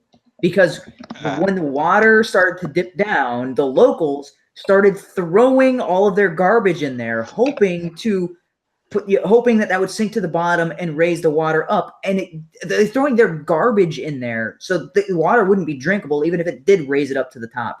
It's just, yeah. several months worth of work and this humanitarian effort, and it was all completely gone within a You know, month. it's funny. They were doing that in the hopes of getting more water. Whereas if you look in medieval times, the French and the Britons and the Prussians would launch dead animals over castle walls, hoping that they'd get the dead animal in the well. So 1,000 years ago, the Europeans knew that was a bad idea to put stuff in their well. Actually, speaking about like kind of putting dead animals that are diseased, like what did the medieval Europeans like do to actually prevent themselves from getting disease when they're loading up the animal? I mean, you just load it into the trap. They're not. It's the rotting process. It contaminates the water and makes it undrinkable, and that then your war of attrition's a lot shorter because they don't have water. They surrender. Yeah. They weren't really worried about whether or not they get a disease. They were worried about contaminating the water supply. I know, like I'm about thinking, like if it's like if they actually just launched it into their water supply soon, like before any decay starts, then they could easily just their enemies could easily just remove the animal from the Could water. remove the animal if it remained intact. If you launched a cow over a wall through a catapult and it hits the well, you're not going to be able to clean the entire cow out of it. I guess Something like, isn't going to be in there that is rotting in there. Now that was a common. That's like freaking. You look at war books from that time period. That's like actually number a one brilliant strategy. But I mean, Try it's to hit the well. terrible, but it's They threw dead bodies over. Like, oh wait, like- is that where the term poisoning a well comes from? No, I don't know. poisoning the well is it's actually a psychological term for a logical fallacy. Yeah, Yeah. but people have thrown dead bodies over walls. I think it was cited as one of the first instances of biological warfare. But yeah, biological warfare. They were going over that world civilization. As I'm listening to that, I'm like, that actually makes a lot of sense, because it was during, I think, I don't know if it's during the plague, like the Black Plague. I don't fucking know, but basically, it was like that makes a lot of sense to defeat your enemies that way. Okay, Now, the Black so Plague's a trying whole to tie nother this thing, back to yeah. Reaganomics, if I can. So I think the issues that I'm saying, so like the issues where the people are going out and destroying the solar panels, which is supposed to be helping them, or the issues where these local populations, because they didn't understand what was going on and destroying these wells that they had spent months digging. It comes back It's an to excellent example of culture strikes. well, it's not just culture strikes, but had the people of Djibouti built the wells themselves, they wouldn't have filled them up with debris because they would have understood how they worked. It's when you do something for someone, they either don't appreciate it or they don't understand it. You have to let them do it themselves. Otherwise, it's just going to fall to ruin and decay. And what was meant as a generous effort is going to crumble and fall, which is, to bring this back to the economic point of view, is that's what all of these economic policies that are ruining our country are trying to do, is we're trying to give people stuff and hope that they will appreciate it or understand what to do with it. You can't just give people stuff and have it work. They have to work for and build it themselves so that way they understand what's going on. Like certain things, yeah, like a remote control, I don't have to understand exactly all the components of what's inside of it to know that it works. But certain other things, like a lot of things that, I mean, those are normally it's small devices or small things that people just kind of either intuitively use. But there are certain things where you have to understand them completely in order to appreciate them. And especially when it comes to economic policies or certain implementations that are supposed to help your society. It's like, well, if you don't understand what's going on there, you're either going to, oh, it's not working, let's destroy it. That's the mentality of these types of countries.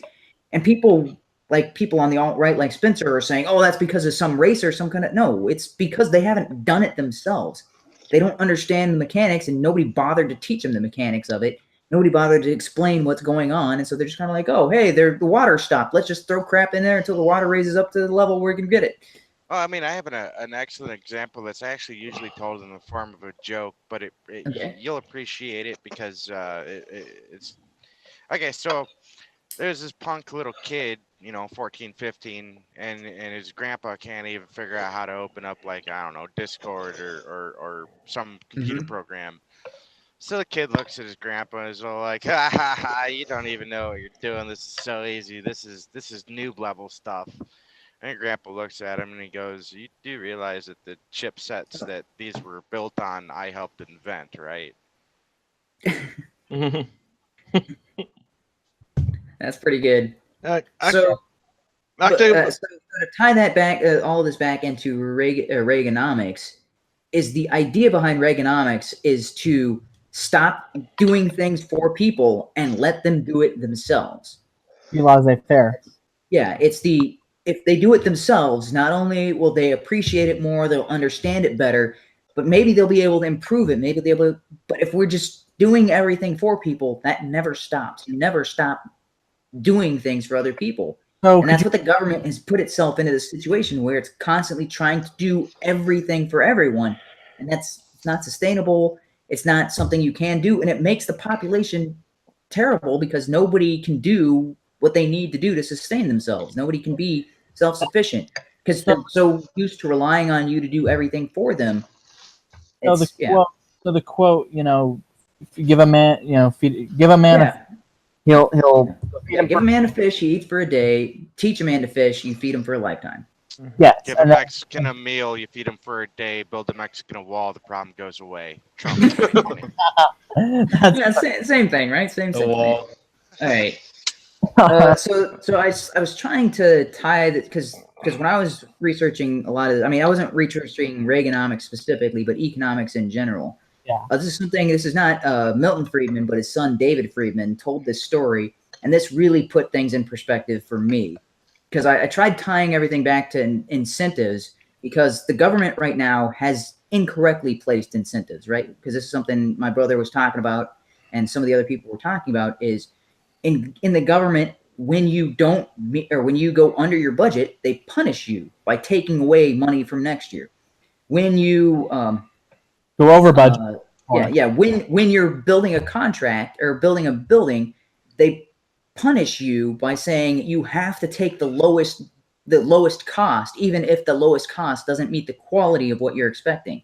Because if you're a business and you're paying for somebody to build your building, you don't go with the lowest bidder because you know the lowest bidder is a sleazeball and is not going to. You go with the cheapest that you can spend to get the same quality you need. So it's because but the government has that flipped incentives. And so so he told this and he says it's kind of a joke, but it's a bit of a story. So there's two men traveling through the desert. They're both on camels and they're both talking or whatever. And one of them says, "Oh, my camel is so slow. He's the worst camel ever. He's so slow. I bet you're going to get there a day before or get, across the desert a day before me." And the other man says, "No, that's impossible. My camel's so slow. No, you're going to outpace me by miles. I'm not even going to see you when you enter the city." And then so they're having this argument back and forth as to who has the slowest camel. And eventually they say, "Okay, we'll make a bet. I'll bet you that you arrive at the city before I do." And so then what happens is both men start slowing their damn camels down intentionally in order to win the bet. And eventually both men stop their camels and sit in the middle of the desert because neither wants to lose the bet. And they are both within view of the city they're trying to reach. And along comes an old wise man and he sees the two men sitting at the desert, kind of, dehydrating in the sun. And it's like, "What's going on here? Why are you guys stopped outside of the city? The city's right there. You could easily make it, within a couple of minutes." And then so they explain the wager to him. And the man thinks it over for a couple of seconds, says one thing, and immediately both men start racing off to the city. And the one thing he told them was switch camels. Because it flipped the incentives on its head. Because their incentive with their bet was, "Oh, my camel's slower than yours," caused them to continually slow down. And as soon as he said, "switch camels," they're like, "Oh, well, if I ride my opponent's camel and I get to the city first, I win the bet." And it's that flipping incentive. So they now had motivation to get to their destination as opposed to their previous motivation, which would have led them to dying in the desert. Yeah, and another thing you could also tie into is people aren't willing to take risks anymore, It's because what's in it is is the reward for taking that risk worth the risk? And a lot of people are seeing, no, actually what I stand to gain is not worth what I'm going to lose and what I'm going to sacrifice for that.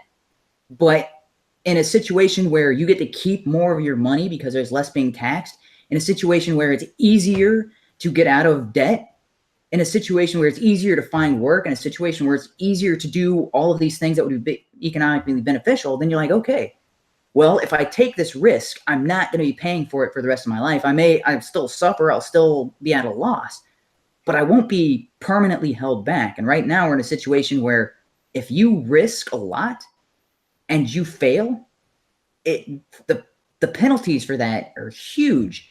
And even if you risk a lot and you succeed, the rewards are kind of meh. Yeah. So that, to me, that's a flipped incentives situation where it's the riding the camels in order to not reach the city, because we don't have that carrot dangling in front of us. Like, okay, if I succeed in my endeavor, I get to keep everything. Or at least I get to keep the majority of everything I work on. You're not going to be taxing me, for the same money, 2 or 3 times. I get to keep the majority of it. I get to invest that further into my business. Like that sort of thing, that's a huge motivator for businesses.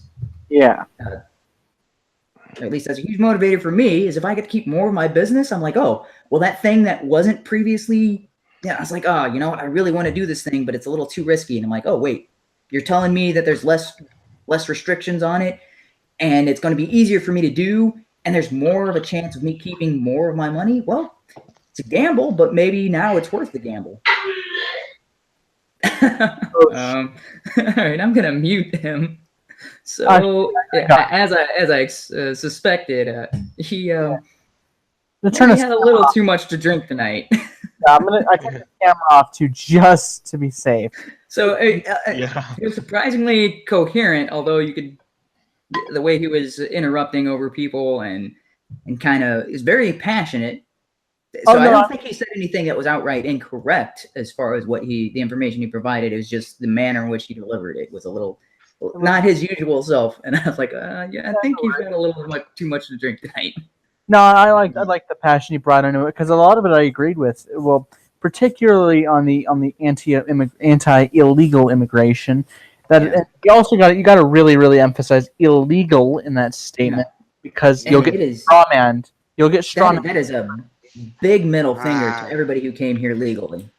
Yeah. I'm anti-legal immigration too, at least for a short, defined time period of, I'd say, no less than 5 years, no more than 10 years, to get our people off of welfare, get our Americans the American jobs, get the homeless people no longer homeless, fix our problems, and then start letting people in again. We have to fix our problems before we can help other people with theirs. Yeah, I'm not for like a permanent non-immigration closed borders, but I am for a temporary one.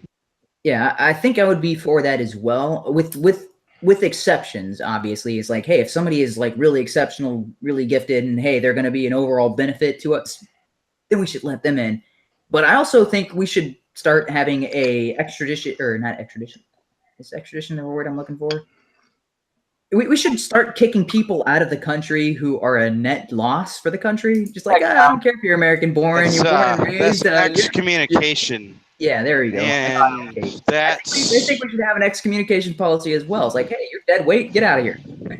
There's no legal way to do that, because we can't impose our citizens onto the soil of another sovereign nation.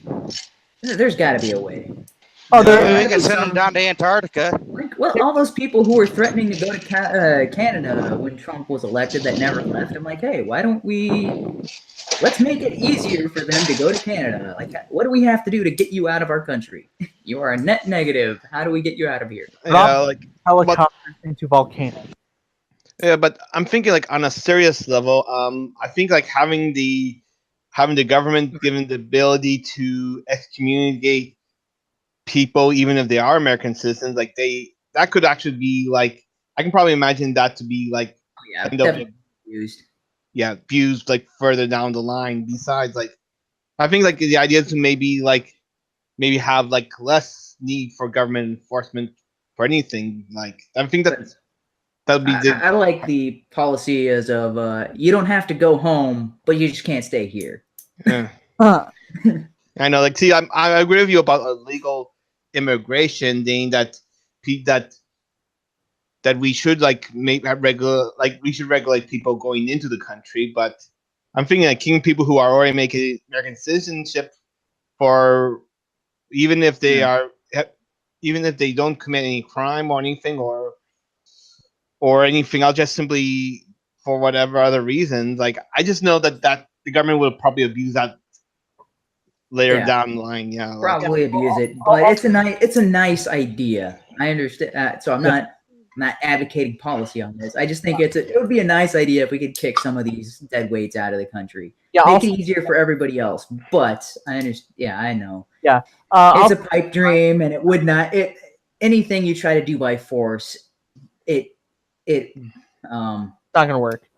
It's not going to work, and it tends to have the opposite of the desired effect. It may have an immediate, may temporarily have the desired effect, but in the long run, it rebounds twice fold. What a lot of critics of Reaganomics would say is that Reagan wasn't thinking long term, that you could just cut taxes and raise defense spending. And to go back to what you were saying, Ryan. Both at the same time, if you're going to cut taxes, you have to cut spending. Yeah, and Ryan, I agree. Well, first of all, the immigration system needs to be reformed. I take Zach's position that we shouldn't just jail them, the illegal immigrants, but just deport them immediately, as it's because I think Aircraft Sparky. Hang on a second. I think I have to go, guys. So all right, you have a good night. Have a good night. Yeah, have a good night. Thanks for the conversation. Yep. And if you want, next Thursday, I plan on continuing the conversation about religion. So I would like to hash out what we talked about on Twitter that kind of caused the beef between us a couple weeks ago. Last week, but I wasn't able to. So yeah, I do plan on that. So will you be available next Thursday to talk about that? So if not, then we can try the Saturday after next Thursday. Okay, and I'm gonna catch you later, man.